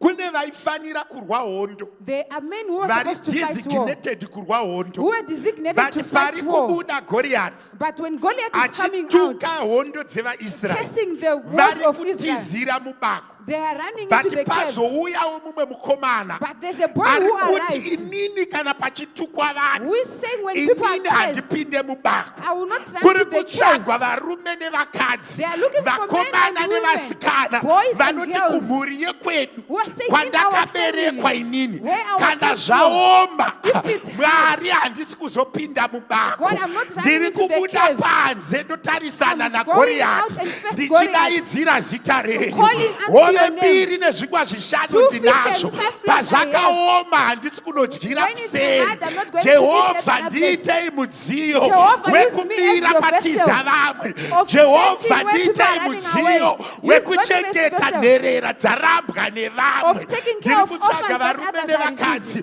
vari kuti when the heat is very hot Vati kana zvakunyanya kupisa, ndopandomira. that's when I will stand. Unonzwa achiti who is this uncircumcised Anditi ndiani Philistine? muFilistia asina kudzingiswa? Pasina assurance yekuti achamuuraya. Pasina But anoziva ari kuti kuti achamuuraya here. handitizire mubako. But he's saying I will not run into the Pazvinooma cave. tiri kutsvaga varume When nevakadzi it's hard, I'm vari looking for kuti men and vana women Nehemiya who are saying vari kuti Nehemiah. ndanzwa vamwe He's vachichema. saying, I have others Handizini crying. ndiri kuchema. It's not me who is Handizini crying. ndakaremerwa. It's not me who is Handizini burdened. ndiri It's kunyatsiswa. not me who is being Handizini embarrassed. ndiri kutukwa. It's not me who is being Handizini cursed. ndiri kushorwa. It's not me who But is mabvi being- angu ngaarumbidze But my Mwari. knees must worship Ndirangarire God. rusvingo So that I rweJerusarema. remember the walls Vana of Tobhiya Jericho. nanaSanibharati varipo. When Tobiah But and Sanballat inini are there, ndichamira But I pamukaha. will stand in the way. Nehemiya haasi kuziva kuti vakatapirwei. Nehemiah doesn't know why they were Nevakasara in haasi kuziva kuti captivity. vakasarirei. He doesn't know why But they nyaya remained yake iri behind. kungoti handigoni kudya nekufara. He's saying I cannot eat and Jerusarema be happy. yakapwanyika. Kune vanhu vanofanira kuita burden nebasa raMwari. There are people who must Kune have a vanhu burden of vanofanira God's kuita work, burden nemafamilies. Kutonzwa kuti uyu asati apasa form 4. knowing that this Hazvina one is not yet kundinakira. passed form 4. It's not good for me. Hausivo wakauraya baba vake. We are not the one who killed this Hausivo father. vakauraya mai vake. We are not the one who Pamwe killed this vabereki mom. vake vakafa vachifara. But these parents died Zvaunoziva when they were iwewe. happy. That you But know. pane chimwe chinofanira kukuswinya But kuti there's iro something that ropa must rangu burden you. That this is ndinofanira my blood. kumira naro. I must Ndiri kuti- stand with it. Remember, people who carry burdens in families, Vanhu they vanotakura also mutoro carry mumhuri. burdens in church. If Vanotakura you mutoro- fail to carry a burden at family Kana level, ukatadza you will kutakura never mutoro carry it kumhuri at church kwako, level. haukwanisi kutakura mutoro Mazuva muchechi. anepi munhu waMwari. Where did you get this man of God? David haana kutanga kurwira Israel. David did not start fighting for Israel. David akatanga kurwira makwai ababa vake. David started fighting for Achiti his shumba father's ikauya sheep. oibvarura. So when Bere the rikauya elephant oibvarura. Achirwira pfuma yababa vake. Fighting for his That father's wealth. attitude akaitakura akauya nayo kuchechi. He took that attitude to Akatanga church. kurwira chechi. And started Akatanga fighting for kurwira church. hondo dzevaIsrael. And started But fighting the wars of zvakatangira Israel. pakurwira makwai But he emadzibaba. started fighting for Ndiri the kunamata father's newe sheep. manheru mangwanani ano This morning, kuti handei kumhuri kwedu let's go to tirege our family kunotiza kana zvaoma. and not run Vanhu away when it's ngavazive hard. kuti pazvakaoma People must know uyu that when munhu it's uyu hard, anodaidza Mwari wake this achimira. person calls his God Vakarambwa and kumhuri kwedu ngativadei. Vanorwara Those ngativadei. who are sick, let's love them. There's one thing under the sun that hates the spirit. Pane chinhu chandinoziva And pasi that pezuva offends chinokwadza the mwe. spirit. Kuti you can give a testimony and testify. Kuti unogona Kuti kupupura kumhuri kwedu kune varombe. kuti kumhuri in our Iwe family there are poor uchinamata people. Mwari. But you worship God. Wadii kuvanamatira. Why didn't you pray Wadii for them? kuvanyengeterera. Why don't you pray Wadii for them? kuvatakurira mutoro. Why don't you carry that burden for them? Kune vanhu vanofanira. Do you know what cowards do? Noziva zvinoita magwara. Kana zvaoma, When it's hard, they keep their peace. vanochengetedza runyaro But they are rwavo. keeping their peace against their will or Vanochengetedza against nyoro. the well-being of others. Zvinopesana nekuda kwevamwe vanhu. Hatiri kutora muviri washe. As we are taking the Holy We Communion, need everyone. tinoda munhu wese ari pakati pedu who is among kuti us basa ramwari riende kumberi. for the work of God to move. Ngatirege kuva nemakawadzi Let's not have vanodya cowards chegumi basa rakamira, who spend vanoti time when the yangu ishoma. work of God is Uyu not moving. akaporesa 5,000.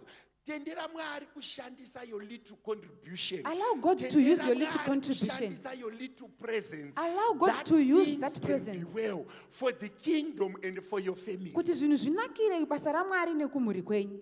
Do you know munhu anonzi a burden bearer? Unoziva munhu anonzi anotakura mutoro. A burden bearer munhu asingafari kana zvinhu zvakabvira. Munhu anotakura mutoro is not Do happy you when know things what are not well. social media have done?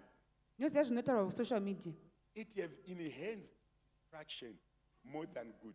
Yawedzera kukudza kuzvinhu zvakaipa than zvakanaka. Izvozvizvi ukatarisa content pasocial media, Ukatarisa zviri kuonekwa pasocial media, 9 out of 10 is distraction. most of them is distraction. Akaba, akauraya, akadi. He stole, he murdered, he did I this. was reading on social media news Zimbabwe. Ndaiverenga nhau dzezimbabwe. Pana teacher ainzi aita sodomy to a boy who is 19.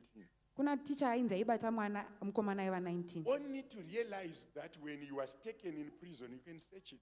Kuzongoona kuti It paakaendeswa was kujeri. one of the popular schools in Zimbabwe.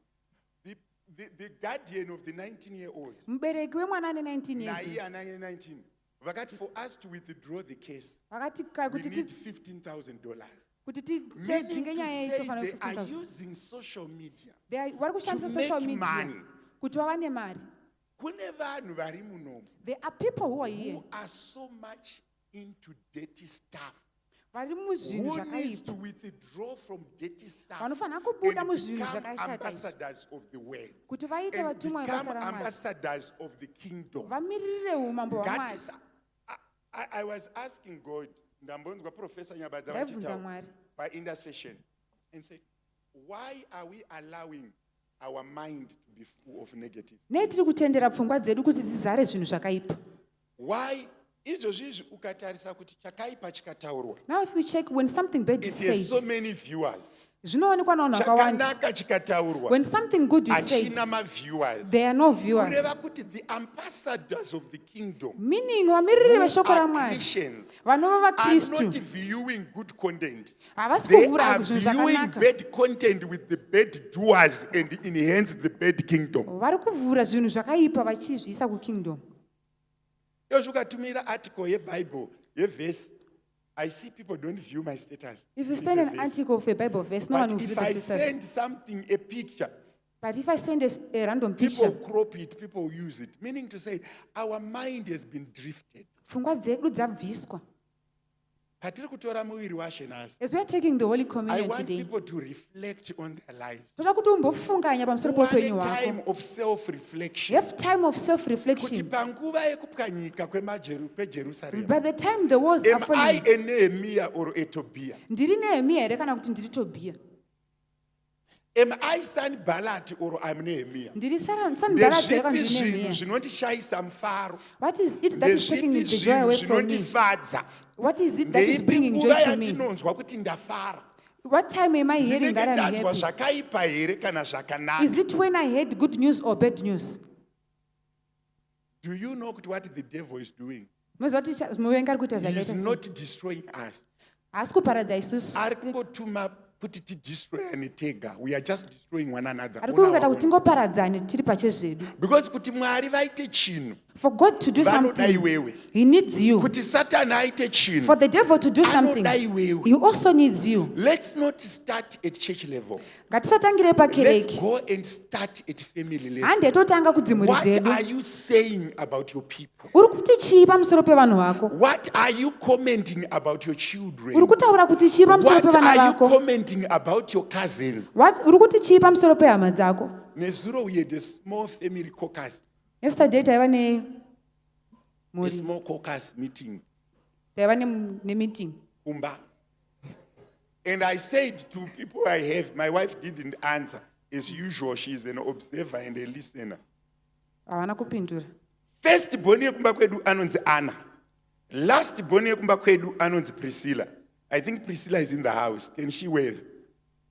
Yes, there she. So she's the last. You don't The go first to- one anonzi Anna. So First born is takafoma inonzi family group yatinofana kunamata nekutsanya kamwe chete pamwedzi. We formed a family group where we were supposed to fast So and we pray were once a month. saying kumba kwaAna So taitaura kuti kumba kwaAna, vakatsanya ndivanani, who fasted? kumba kwaKwezi Kumba kwaKwezi. mapotential fasters ndivanani, Who are the potential kumba fasters? kwaEmmanuel, kumba Emmanuel's kwaDaniel. household. Daniel's household. So we're checking, okay, we are going to declare fasting. Taitaura kuti ora Of tichataura these kuti members, my potential fasters ndivanani, pavanhu my ava vanokwanisa non-fasting kutsanya members ndivanani, ndivanani. vasingatotsanyi ndivanani. So we realized that in our group we pulled up 24 people. Takabuda nevanhu We were 24. assured that they can fast. Vachaiziva kuti ava And we vanotsanya. pulled about 7 that we were assured they won't fast. Tikawana 7 watoziva kuti ava havambotsanya. We were just being real to ourselves. And I said to Romeo and Natasha, let's work with these ones because vari kutsanya wakawanda kudarika vasiri kudi. Those who are fasting are many more than those who are not Those are some of the fasting. things that you can do as a family. These are- Kumbe ndio unaona, zvamokwanisa okay, kuita if semhuri. the more people can fast, Kana they vanhu can vazhinji vakatsanya, outdo those that are not going to fast. vanogona But kukavhira if you vasiri start to kutsanya. condemn them and say these will never fast, Kana mukatanga kuvashora muchiita vava do vafi you know vakatsanya. kuti attitude yedu iri kutadzisa Mwari kufamba? Unhu iwo unotadzisa Mwari Kuti you kufamba. write off your siblings, Kubvisa you wakaberekwa write navo. off your family, you write off your spouse, you write off everyone near you. Vangani venyu vanofunga kuti anogona kutsanya nehanzvadzi yake.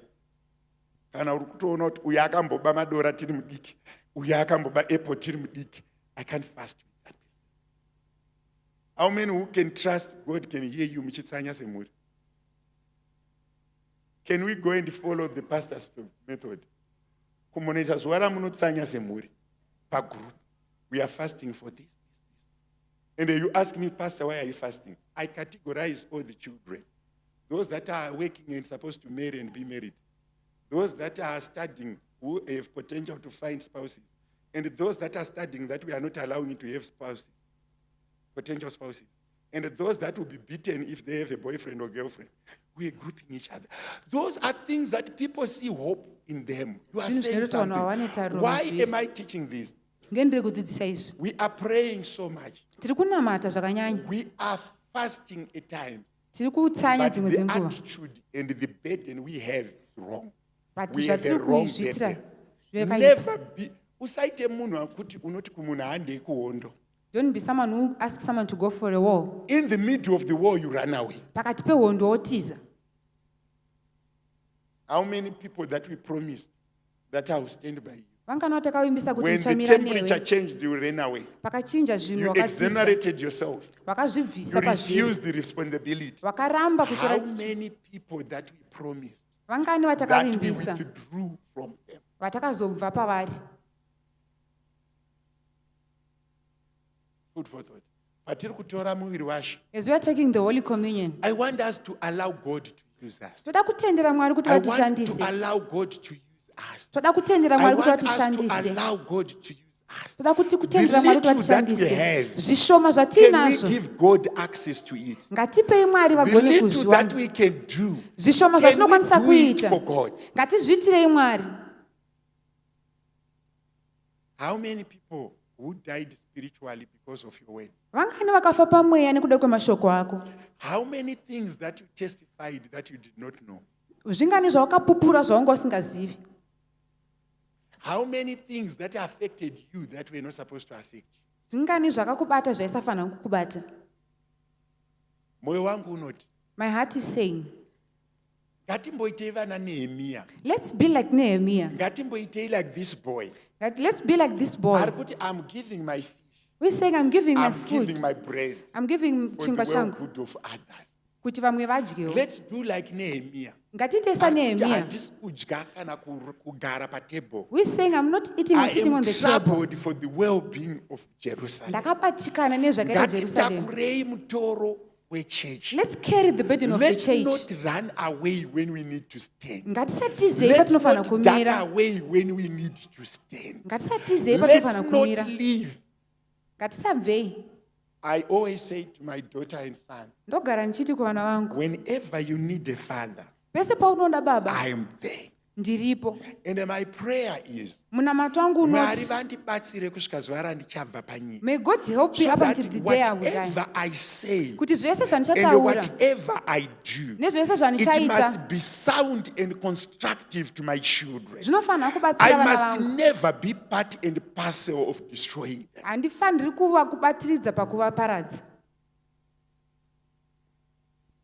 Patiri kutora muviri washe nhasi, As we are taking the Holy I Communion want today, us to ask God, toda kuti tibvunze but Mwari can you create a heart of Nehemiah in me? kuti sikaiwo mwoyo unenge wa That Nehemiya I won't mandiri, find joy when things are not okay. kuti handiwani mufaro I kana won't zvinhu zvisina kumira find mushe, peace when the work of God is not functioning. handiwani rugare kana I will basa raMwari not risiri kufamba, participate in their sorrow or embarrassment. handifaniri kubatirira pakunyadziswa kwavo kana pakuchema kwavo. Can we not ask God for this boy? Arikuti, I'm giving away what I have. Though I am hungry. Do you know what God does? Ndizvo zvinoitwa naMwari. Kana wapa zvaunazvo, If you have given what He you will have, not allow you to die. havakutenderi Once kuti you allow ufe. God to use your work, Kana ukangochitendera Mwari ukatendera kushandisa Mwari kwauri, kukushandisa, if you allow God to use God you, will not allow you to sink. Mwari We havakutenderi need kuti to unyure. open our doors like Nehemiah. Tofanira kuzarura We need masuo to edu open saNehemiya. our food baskets like this young boy. Tofanira kuvhura Arikuti zvokudya tine zvedu zvingwa semukomana uyu. zviviri Arikuti I have nehove 2 loaves shanu. Let and it 5 be fish. multiplied for people. Ngazvivandudzwe kuitira kuti vamwe vawanewo. A doctor does not save himself. Chiremba haakwanisi A kuzvinunura. nurse does not save himself. Makota haafaniri kuzvinunura. Why do Christians save themselves? Kongeyo vanonamata vachikwanisa kuzvinunura. How many times does a doctor write prescription for others? And how many times do they write for themselves? Kangani pavanonyorera vanhu mishonga, iwe kangani pavanozvinyorera ivo mishonga. Can I tell you this? I've met doctors Ndakambosangana and nanazviremba I work with them for visitation. endoshanda navo. Hakuna doctor anouya achitaura kuti vanyamunga, There's no doctor who says you are now dying. kuti mavakufa. Anodaidza hama dzako He calls your relatives and make a meeting with them ogara navo and say pasi. we are not seeing life in this place. Oti hatisi kuona muupenyu But pamunhu uyu. isusu maKristu But as tisu Christians, tosvika tichiudza kuti zviri kutaurwa pamusoro pako we come to you and say in what they're saying 2 days about time you. unovarova pasi. And so many people have bitterness about people of things that were never said. Vanhu vazhinji vane kutsutsumwa nekuda kwezvinhu zvakataurwa nevanhu. I always say this. Hakuna munhu anoenda kuna mai mukomba choto.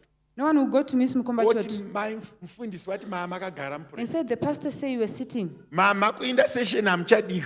You are no longer needed in intercession. He said you are lazy. Vati muno When unopi. others were praying you were seated. Papa chinamata vamwe mama Yakunakidza makagara. nyaya yacho. Before you allow anything inside you, Usati vatendera zvinhu mukati ask mako. yourself what God is saying about it. Chimbozvibvunza kuti Mwari vari kuti chii pamusoro pazvo. Before you take anyone down, Usati vawisira munhu pasi. ask yourself if I was his mother, Chimbozvibvunza if I was his father, Zvibvunze or kuti dai her ndiri mubereki mother, wake. what was I going to say? ndaizoti chii kwaari. Vana mama chete ndiitirei maoko mudenga yaka yaka. Before you comment anything about anyone's daughter, Musati mataura zvinhu pamusoro think pemwana wemunhu. about it and say, what if it was my daughter? Chimbozvifunga kuti dai zvaitwa izvi kumwana wangu. What was I going to say? Ndaizoti chii. Can I remind you this? Rega ndikuye And uchidze. can I say this? Rega nditi izvi kwauri. Kunyangwe musikana akaita mistake akaita nhumbu, Even if a girl makes a mistake and becomes isina pregnant, baba haana kufa. she's not dead. Vangani venyu vari muno How many of you here vakaita izvozvo vakazoroorwa nhasi ndivana mai muvhangeri? who did that and they get married, now they are working in the house of the Lord? Vangani vedu? Vangani vedu vana baba vari pano vakanditeerera vakaita mamistakes vakarecover? How many of fathers here made mistakes and recovered? I say this to you. Vana vaMwari, church is bleeding because people are saying Ichiri where kuchema they nekuda kuti need vanhu to vari pray, kutaura they zvinhu. are saying. And those that are listening, can I tell you this? Every wave, Mhepo yoga yoga, inodarika. it passes. Can I tell you this? Rega ndikuudze izvi. Inodarika. Passes. Even vamwe vanhu vamakavenga, even vakafa. Even other people that you hate when they Kana die. maamuchiroja mumuke maane manchoni. Rufu rwemunhu does not edify you. Someone's death does not edify you. Even if someone dies today, does not change any setting kumba kwenyu. Chero munhu akafa nhasi hazvizvo zvinoshandura upenyu hwako. Ishe wamudi wamudana. And can I tell you this? Poanototaura kuti kufa kupfuma kurarama inyasha. Can I tell you this? Many people think people are scared of death. They are not. Many people think that people are scared of embarrassment. They are not. There's no one who is going to be born out of a woman and live life without being embarrassed. There's no one who is going to be born out of a woman and go back to heaven without crying. We have cried before and we still cry again. We have been betrayed before and we still be betrayed again. It's there Just under don't the be earth, part of it will it. not end. Can I repeat this to you? Makore andaparidza mashoma. The years I've Akandidzidzisa preached kuti a few. They if taught me I this. know the bad things about a person, or if I hear, the best answer is to pray. Kana ndikazwa zvinhu zvakaipa pamusoro pemunhu chanoita The kunamata. church ngaitsvage The Mwari. church must pray, When the we church must hear look for kuti God. masvingo apwanyika, When they hear that the wars let's is pray falling, about the wars. Let's find a Katika way of matire masvingo. repairing the wars. Let's find a way of helping other people to heal. ngatitsvage nzira dzekubatsira vamwe vanhu kuti varapike.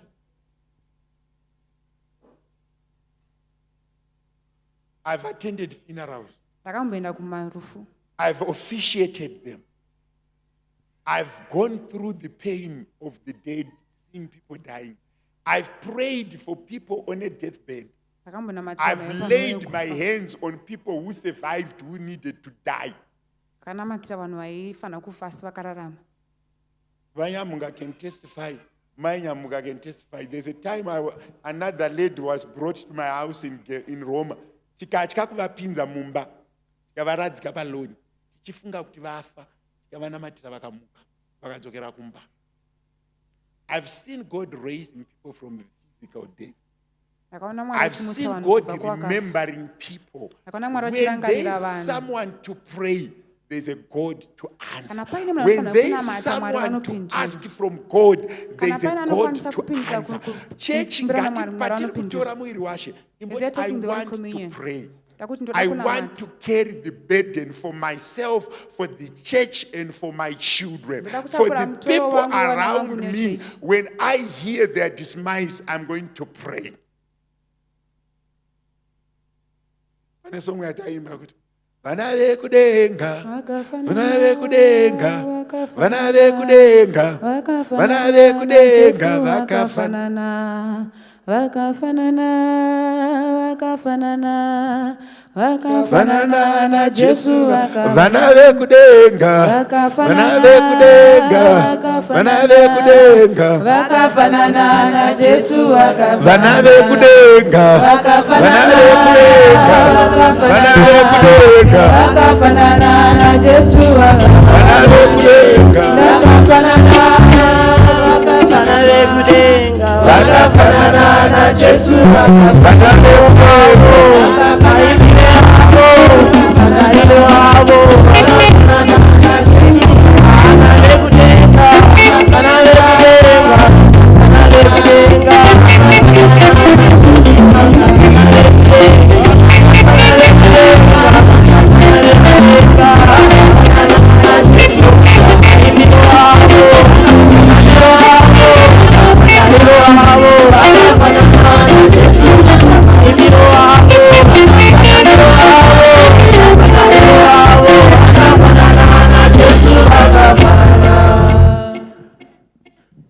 Why I was recalling this song? ngena ndiri kutaura pamusoro pesong iyi. Kana zvinhu zvikaitika If things happen mumba menyu, in your household, can you not ask your question? If Jesus was going to handle this, haugoni kuzvibvunza kuti kana Mwari aifana in kuvapo, which way was he going to do it? inzira ipi yaigona kushandisa? Do you know one thing that I've learned Unoziva and that I chinhu want to chandakadzidza. encourage you? Don't be an exceptional defender of yourself. Don't fight wars. Usarwa hondo, Pray. asina mata. Can I repeat this? Unoziva kuti Jesu aigona kuramba kuroverwa, but he said, forgive them for they do not know what they are doing. It's not every war that is worth explanation. It's not every situation that you need to explain. It's not everything that you need to explain. Prayer and fasting answers many things. Do you know that as Pentecostals, there's one thing that we have lost? Tine Nguva yatakamisi-interpreta kuya kuchechi We have time that we as misinterpret making going to money church.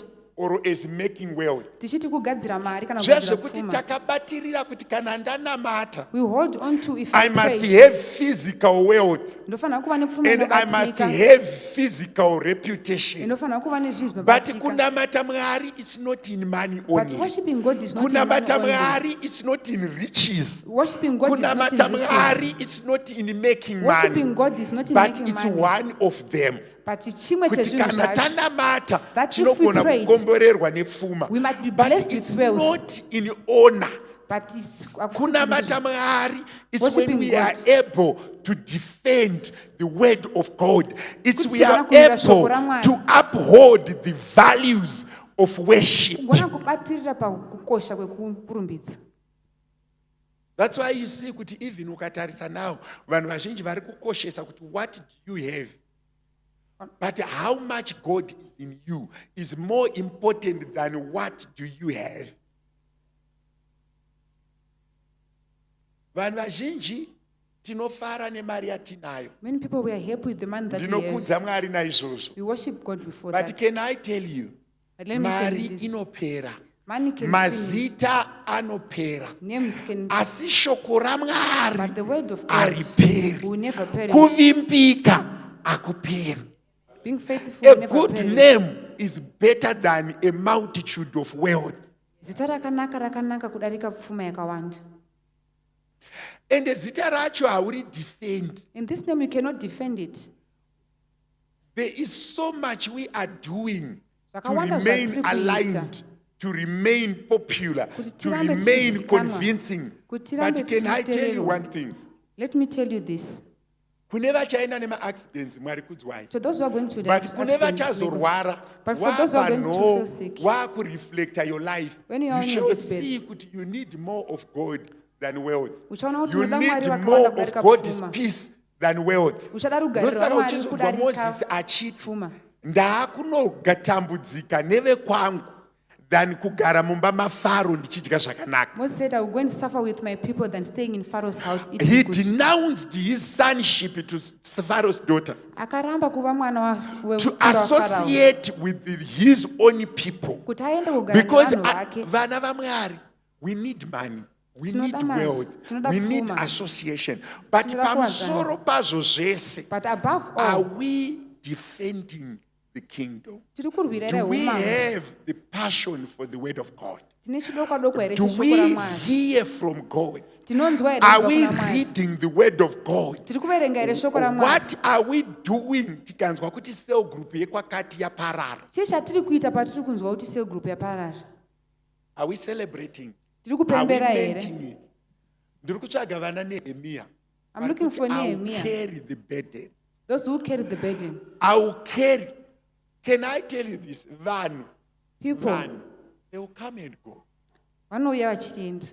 People will come and go. Vanhu vanouya vachienda. People are not immortal. They will come and go. Vanhu vanouya vachienda. Can I tell you one thing?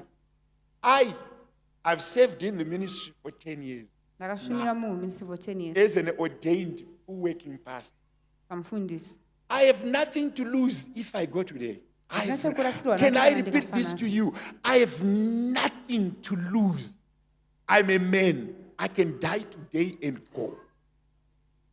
I have nothing to lose. Handina chekurasikirwa nacho. I have nothing to lose. I can die and go. People ask the children I am, when God allowed me to go, He has a plan for them. How many orphans have grown?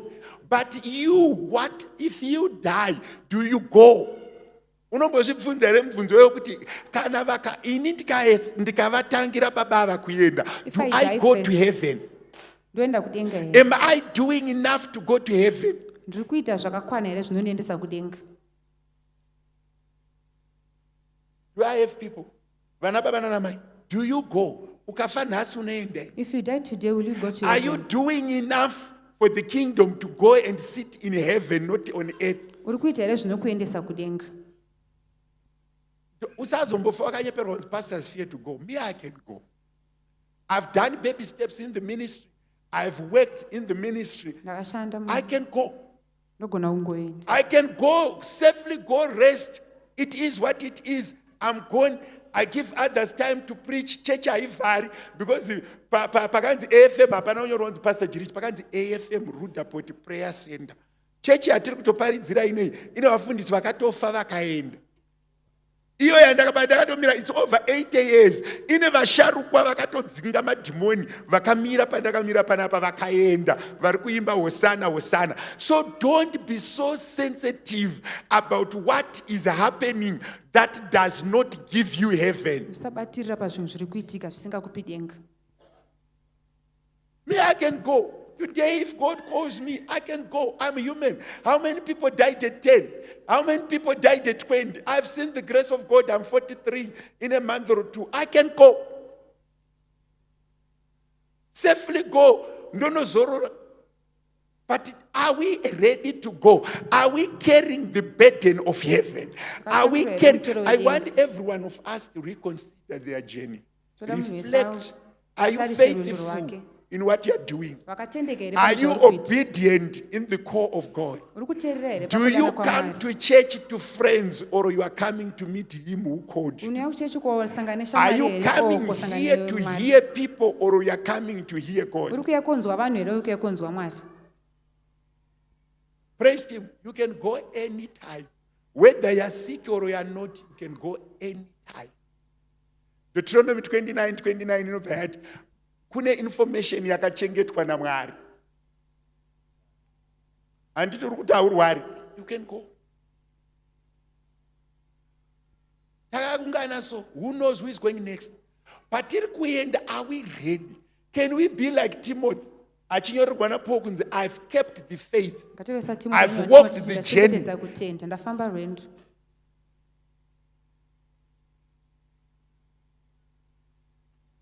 Whatever we are doing, let's do it for the kingdom. Let's do it for the kingdom. The little that we have, let's do it for the kingdom. Let's give it to the kingdom.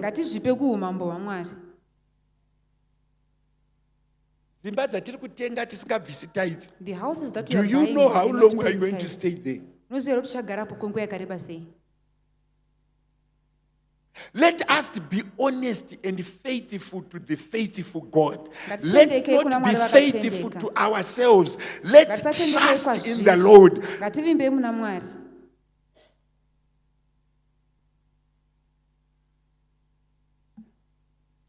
Many people will tell you, we are doing this to fix such and such. There's no one who can fix anyone.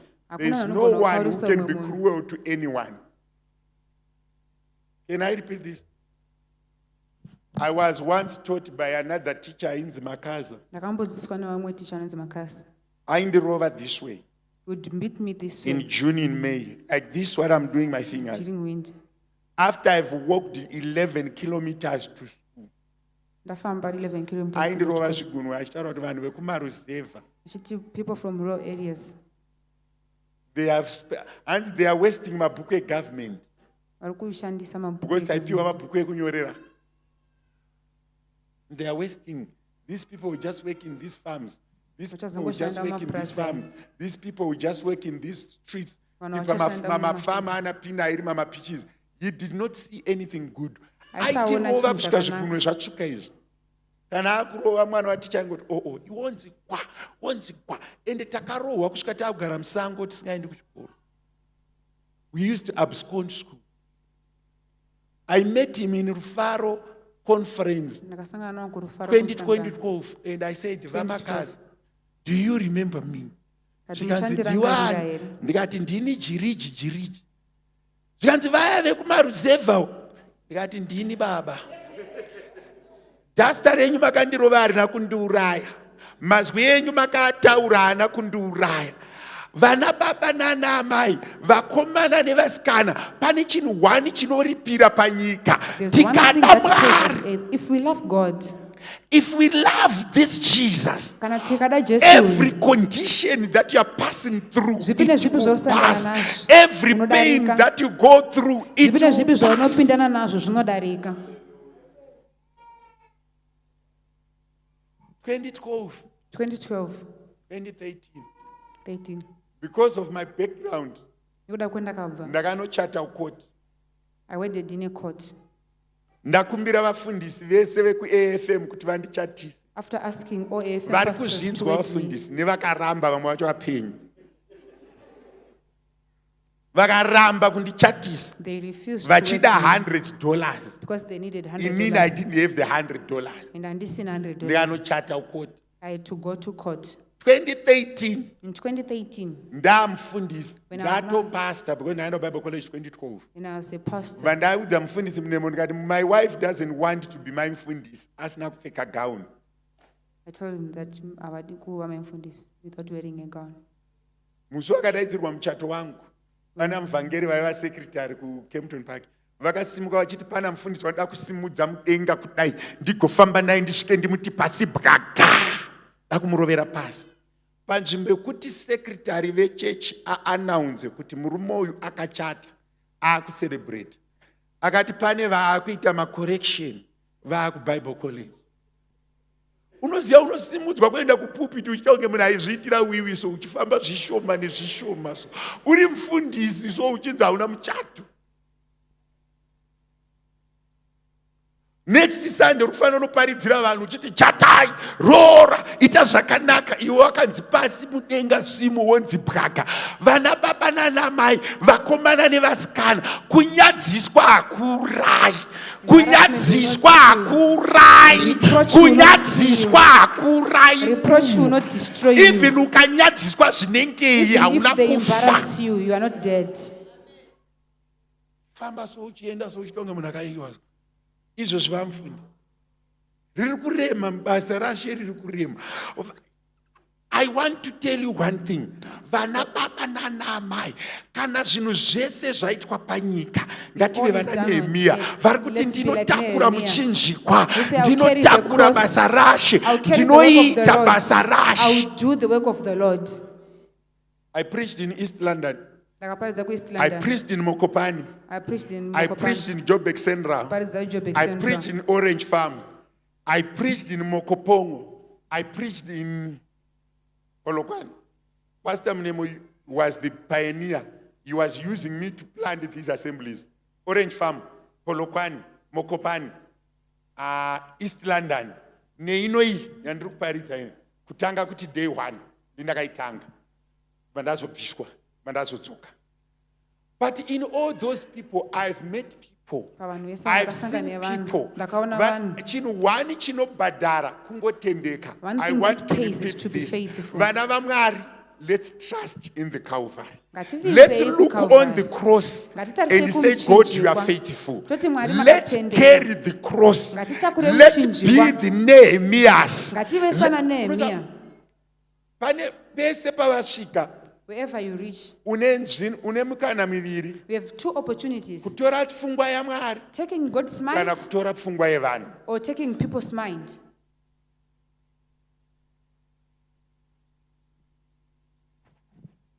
I've seen vanhu vanosungwa necheni kudai pamberi pevanhu vachinyadziswa. I've seen people getting I've embarrassed seen in front people of doing people. that.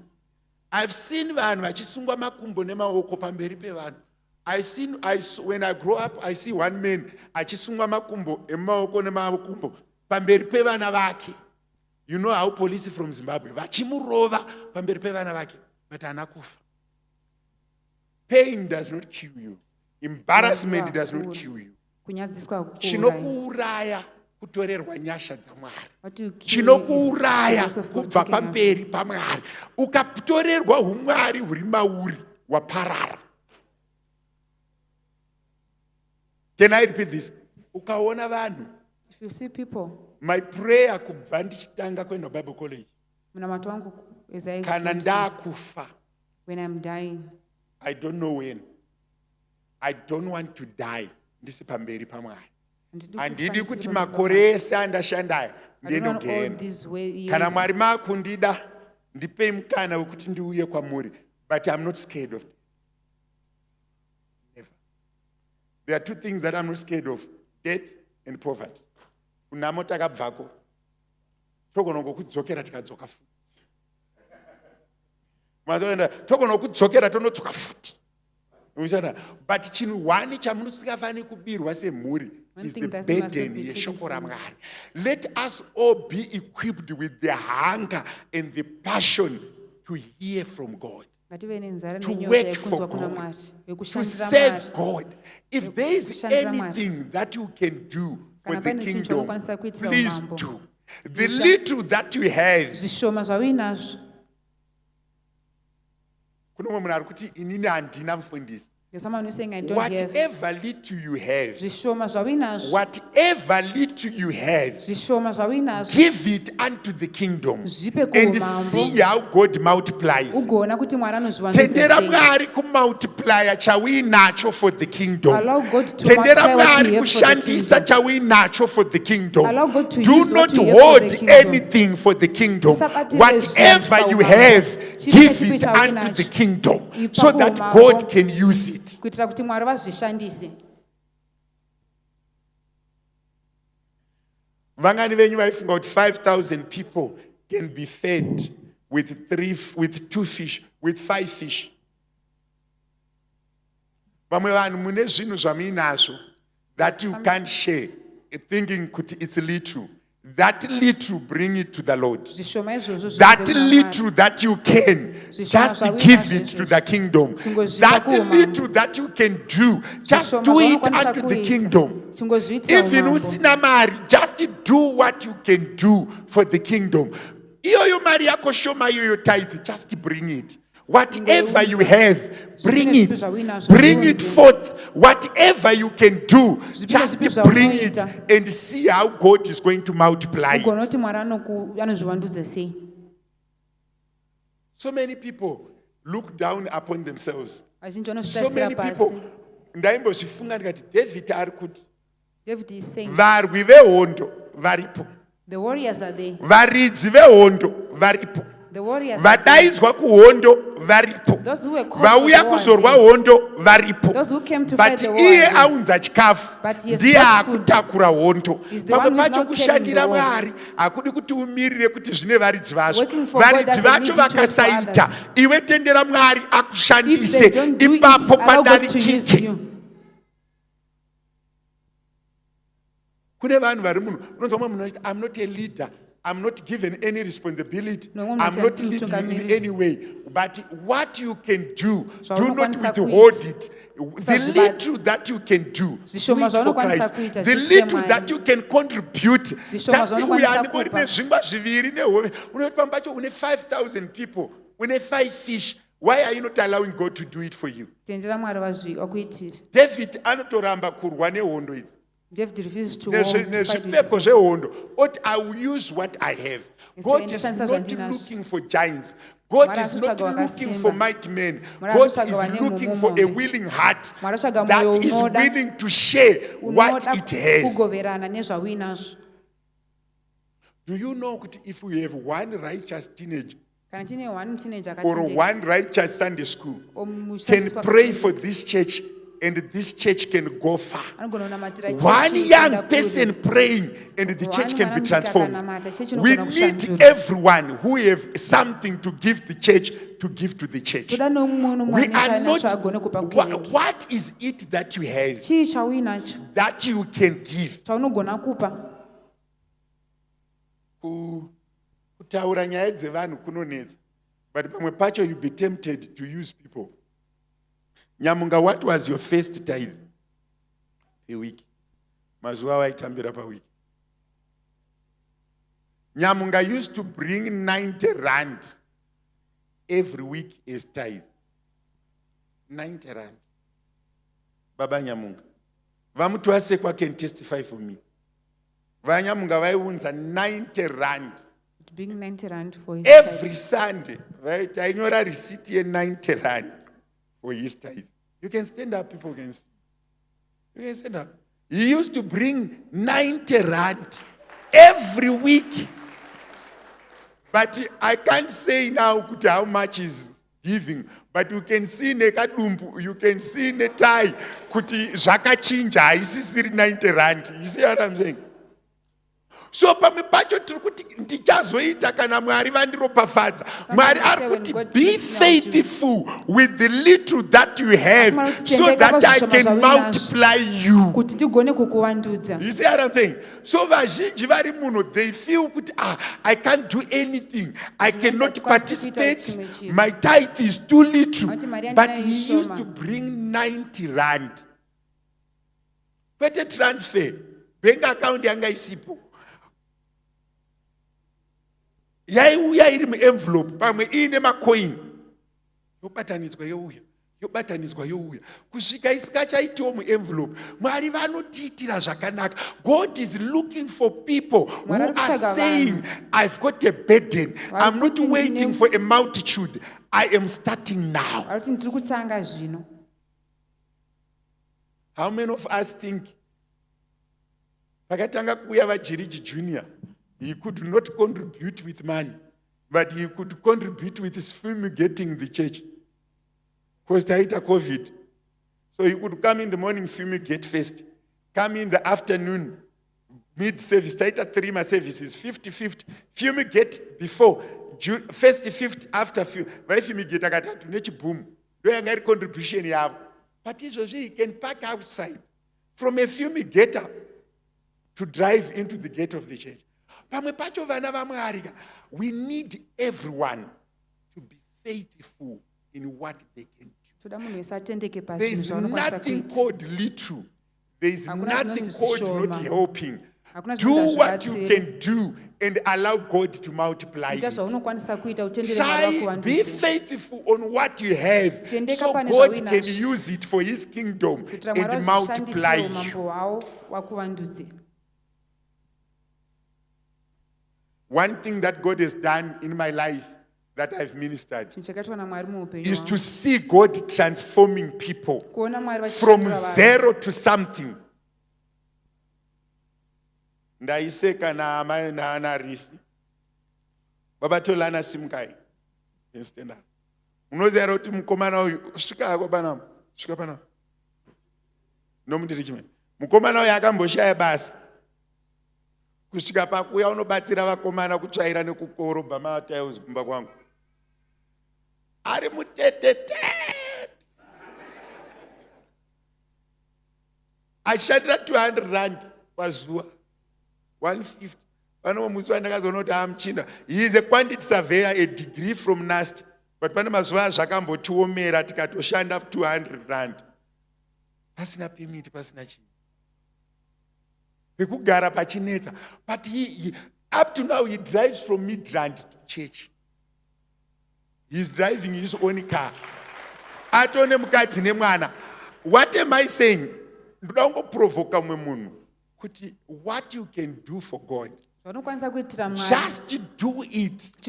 Allow God to multiply the little that you have. Don't wait for a million. Just trust God with. I've got 5 rand. I'll bring it. I have 100 rand. I'll bring it. I don't have the money. I'll go and sweep the church. Just that burden. Yekuti basa ramwari ngarifambe. Chimbosimudzirwa vana Nehemiah. Varikuti I cannot eat. I cannot celebrate when the church of God, when the walls of Jerusalem are down, when people are embarrassed. Ndikutsvaga munhu kuti unosangana nemunhu ari kusekwa pachechi mazuva iwayo womutarisa maziso woti my brother, me to you or you to me, it is well. If 1,000 are running away, I'm there for you. It is well. We are looking for people who are allowing God to use your feet, allow God to use your hands, allow God to use your mind. kuti inini what I have, kuti ini I'll zvandinazvo give you. ndichakupai, The little that I have, zvishoma I'm zvandinazvo going to share for the kingdom. ndichagoverana neumambo hwaMwari. Yakaoma kai. Vangani venyu vaizviziva kuti if you bring 100 rand to church, it makes a difference. Kaunza 100 rand inogona kushandura zvinhu. How many of you knows that? If you bring 50 rand, it makes a difference. Ask me, I've learned both from the sides, Urombo nekufuma. If you don't have 20 rand, you can't buy bread. Can I repeat this? If you don't have 20 rand, you can't buy bread. But kana wakakomborerwa 20 rand, you can leave it in your pocket. Ukaiwachira imomo, ukaiainira imomo. But kana zvakakuomera, it makes a difference. People are waiting to look after their own. Vachiti kana zvazowanda. Rimwe zuva ndakanamatira another daughter. Ndakanamatira mumwe mwana. Vava nabasa re 1.3. And he got a job for Last year, September, she got a job for 1,300 rand. Achishanda mumba. Paakatambira that 1.3, akandipa 200. Yo, aidyiki mari iyoyo. From me to you, abvisa 130. Tithe, over andipa 200. Uchifunga kuti Mwari ndodya 200, but wozofunga kuti but anosida kwandiri ndini mufundisi wake. I went in my office. I normally love to prostrate. I went prostrate ndakaibata. Ndikati Mwari mari inodyika here. Can I spend this money? But later on, beginning of year, she got a 4,000 job. Pamwe pacho, God is not waiting for you to go far. Be faithful in the little that you have. Doing God's work does not need you to have millions. It needs a willing heart. It needs commitment. It needs a drive from you. It needs passion from you. I know we haven't taken Mwiriwashi. Vana vekudenga, vana vekudenga, vana vekudenga. Vakafanana na Jesu, vana vekudenga, vana vekudenga, vana vekudenga. Vakafanana na Jesu, vakafanana. Mubvunzo wangu, you are a son or a child of God? You are a son or a child of God? You are a son or a child of God? Uri mukorore mwana waMwari. Uri mukorore wa Mwari.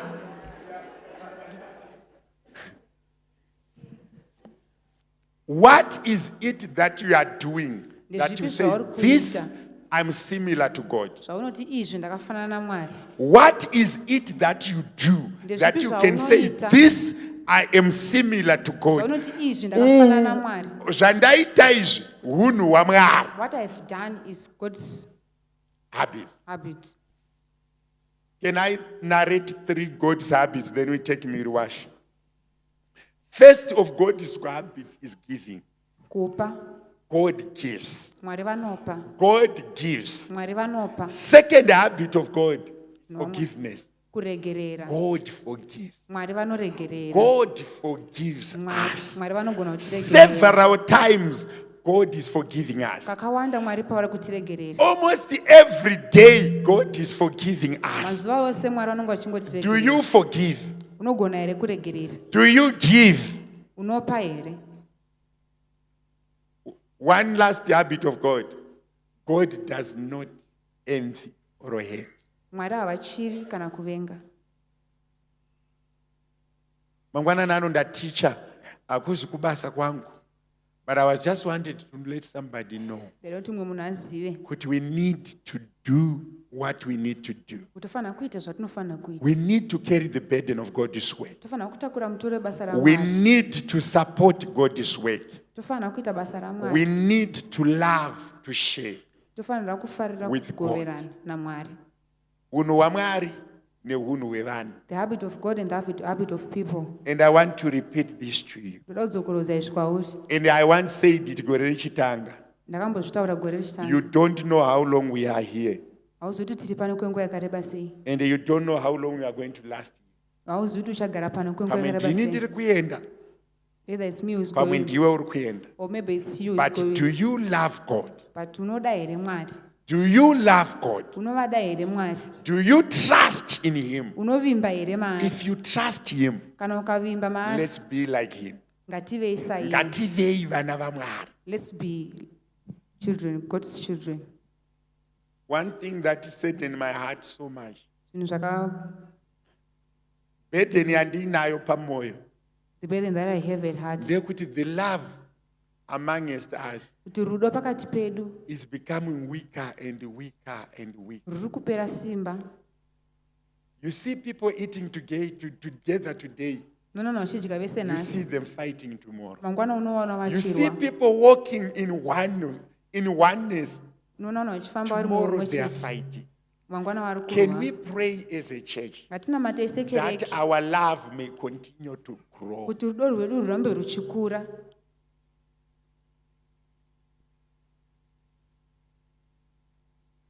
Nai vana vaMwari, munhu waunodisisa chii chinozoitika kuti ufunge kuti ngaachifa? That person that you love, why would you aspire for him to die? What is it that you wake up one day and feel that this person must never see goodness?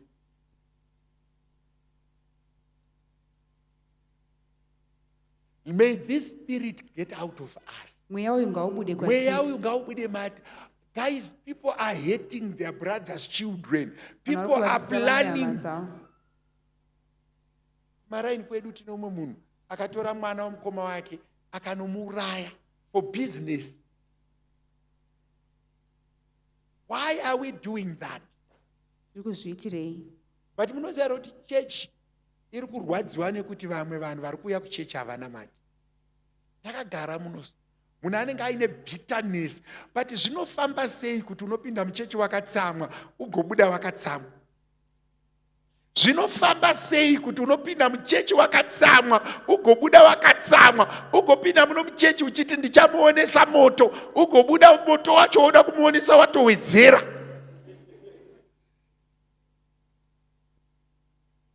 Vanyabadza, you come here muchiti gondwe ndoda kumupfekedza size. Mobva mamuona moti haasati anyatsa kuonda akumubata. Monamata mosimudza Mwari wekudenga. Vana mobuda modzokera monomudira mweya. Is it not that when we enter church, even if we are hurt, when we leave church, we must live with a heart that is healed? Tofanira kubuda nemwoyo warapwa.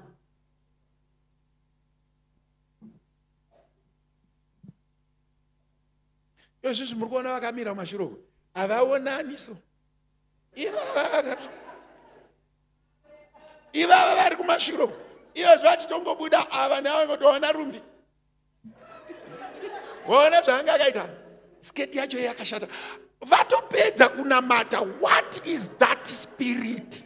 Why are we not having that genuine brotherly love that gets in us? I always go to my children's bedrooms at night. That is one of my favorite hobbies. Ndopinda mumba munorara vana vangu. Unoziva ukasvika chakarara pamubhedha so chakanyatsa kurelax. Unoziva pamba pacho unofunga kuti wakomana ndiye wangu here mwana uyu. Vakani venyu vakambonakirwa nemwana wake zvekubvunza kuti but is that one mine? Even ukaona achirova so ndombotarisa hangu chimuri chirova mabhega so kana vachibika machips. Vangani venyu vanomboitawo zvandinoita kunyatsonzwa kuti mwana wangu here. Vangani venyu vanomboita that feeling. Why are we not taking that love out of the house and give it to everyone else that we meet? Makamboona zvinoita vabereki vachibata mwana wake so anenge akamubata akaita kumupundira. Let that overflowing genuine love be amongst us. Ngatidananei, tidanane kunzwa kuti ndoda munhu wekuchechi. Ukasangana nemunhu so usangana nechongoti Mwari akuitirei zvakanaka. Zvichibva pamoyo kwete taenda kuti haiwawo sutu dzema200. Mwari ngavatibatsire with that genuine love, commitment, compassion, commitment yekungoona munhu woti dai Mwari vangomukomborera, dai Mwari vamubvarura nemaropafadzo, dai Mwari vamurasira kure uko nemaropafadzo angokomborerwa.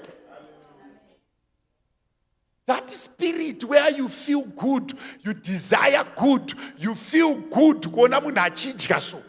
Kuti ukaona yoti ndobhoizi remagitari haiwawo rinoenda kupi.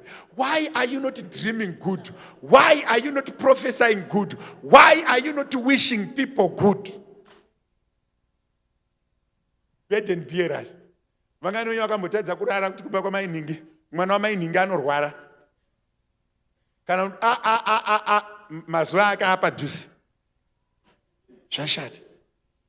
Vatiri kutora muviri washe. As we are taking the Holy Communion, I just want us to reflect. toda kuti timbofunga. Am I doing the right thing? Ndiri kuita zvinhu chaizvo When here? I am praying, am I doing the right thing? Ndiri kuita zvinhu zvakanaka What here? is it that I don't need to do that I'm doing? Ndezvipi zvandiri kuita zvandisingafaniri kuita? Let's just reflect.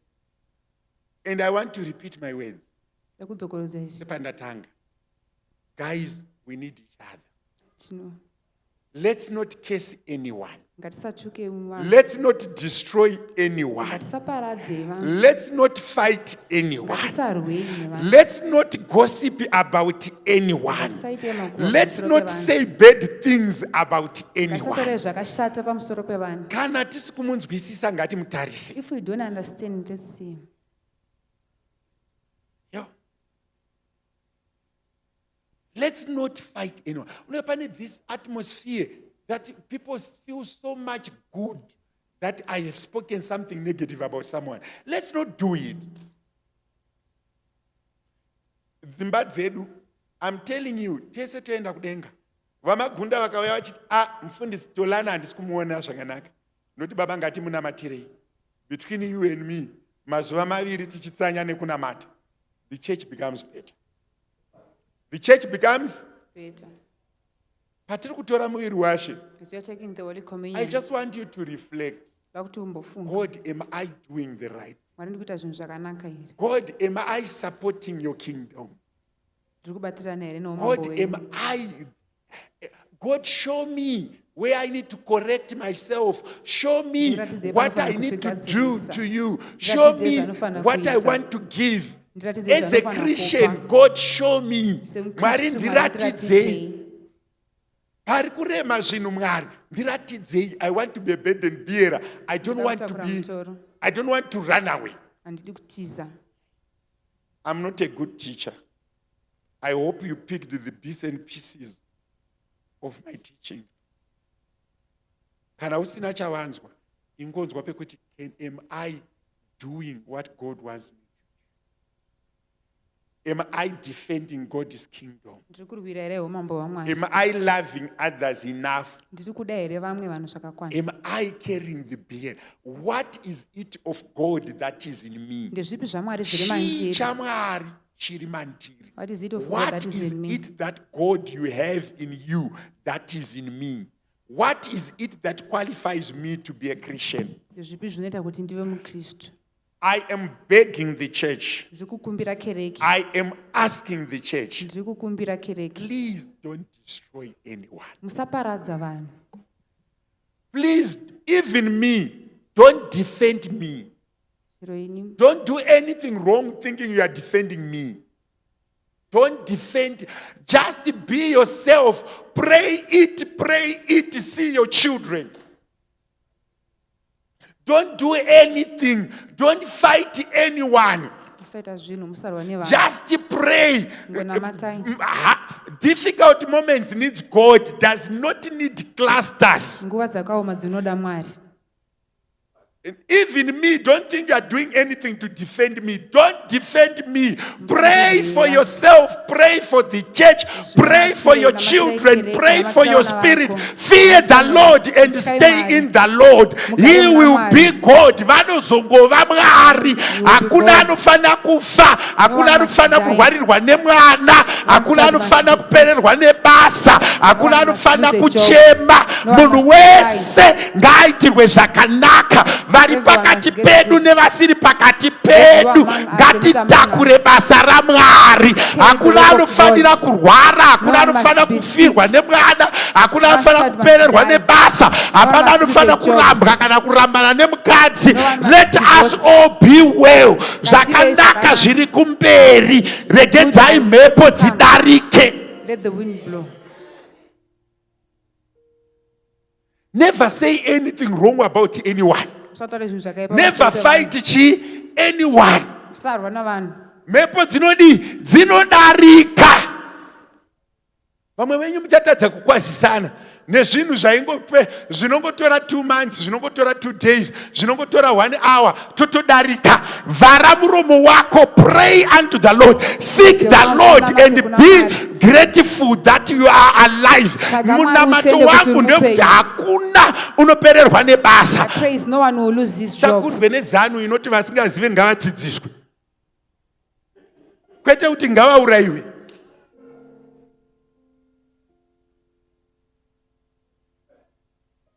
Can I repeat this as the servant of God? I am saying, whether munhu wakamuwenga kusvika pekupedzisira ngaasafa. Whether munhu haumufariri, haazi wako ndewaMwari. Let them prosper wherever they are. Let them do good and see the goodness of God in every front, every walk of life that they are walking in. Mwari ngaakomborere vanhu. Mwari ngaaropafadze vanhu. Mwari ngaaitire vanhu zvakadini? Zvakanaka.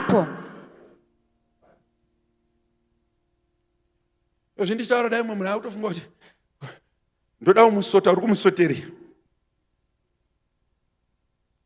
Vanoshanda kumuviri washe handei.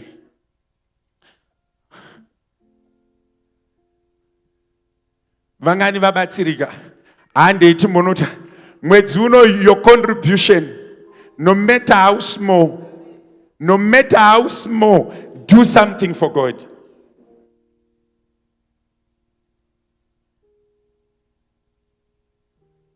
Kereke ndoda kuti ungonamata.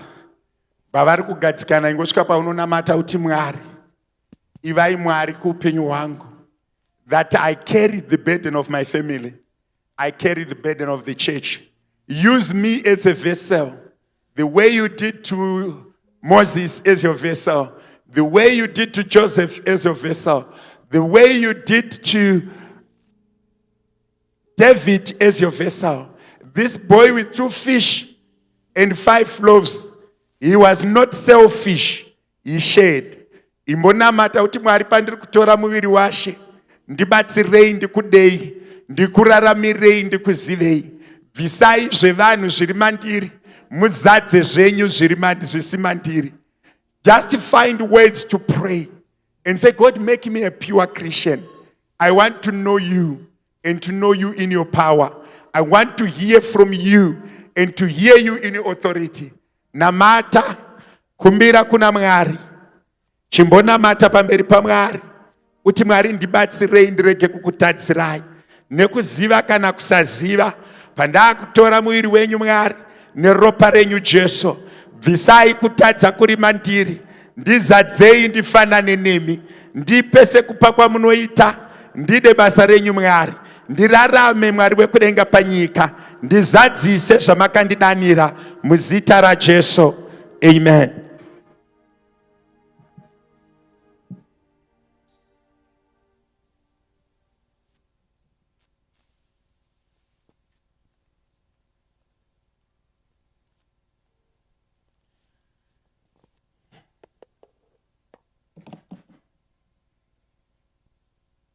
Kana uchinzwa kuti hausati wapedza kunamata, patiri kuofisheta, kotamisa muso wako. Rega kutora muviri washe uine chivi chaunoziva, chaunogona kungoenda pamberi paMwari woti Mwari ndiregerereiwo. Usaite zvivindi. Ask for forgiveness. Ask that God forgives you in whatever you are doing or in whatever you need to be doing. Mwari ngaatibatsire. Tikotamise uso wedu. Ndiverenge kubva kubhuku ya 1 Corinthians chapter 1 verse 24. And when it had been broken with an act of praise, he said, "This is my body which is for you. Do this in memory of me." In the same way, with the cup after the meal, he said, "This is the cup. This cup is the New Testament in my blood. Do this whenever you take it in memory of me." Pavari kutora muviri washe regai ndinamate. Baba ndokutendai masikati ano. Takutora muviri wenyu neropa renyu Mwari. Nekereke yose. Regererai kutadza kwedu. Bvisai zvivi zviri matiri. Mutipe simba rekurarama utsvene nekuita basa renyu. Semuri imwe neimwe iri panzvimbo ino, kana muri imwe neimwe yakamiririrwa nemi Mwari, yakamiririrwa muimba ino, bvisai zvakaipa kumwiri iyi. Muwedzere simba rekurarama neupenyu, muwedzere nyasha kwavari. Ndakutendai, ndakupai mbiri. Nhasi ngachive chitsidzo patiri kutora muviri wenyu neropa renyu, chekuisa upenyu hwedu kwamuri nezvese zvatinazvo, zvishoma kana kuwanda, kuti imi Mwari mugozvivandudza. Maita henyu Mwari, kudzwai, simudzirwai, piwai mbiri yose muzita raJesu. Amen. Vanhu kusevha vachisevha tichiimbirwa nepraise team.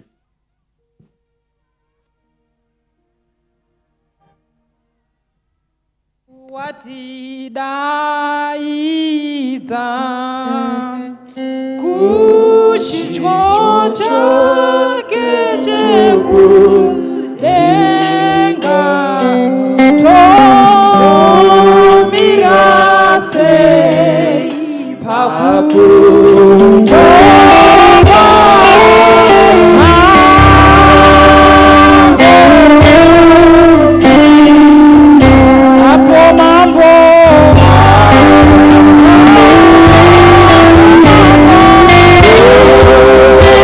Shake it.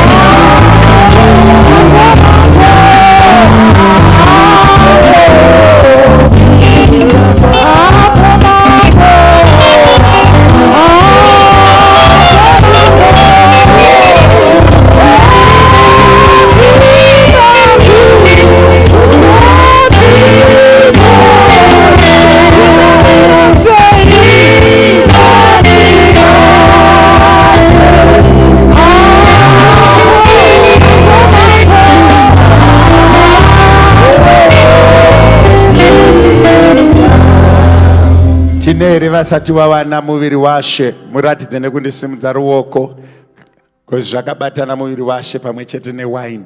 Do we have anyone who have not received? Kana tisina vanotora macontainers vachitora tichipfuurira pamberi nekuimbirwa. Apo mambo,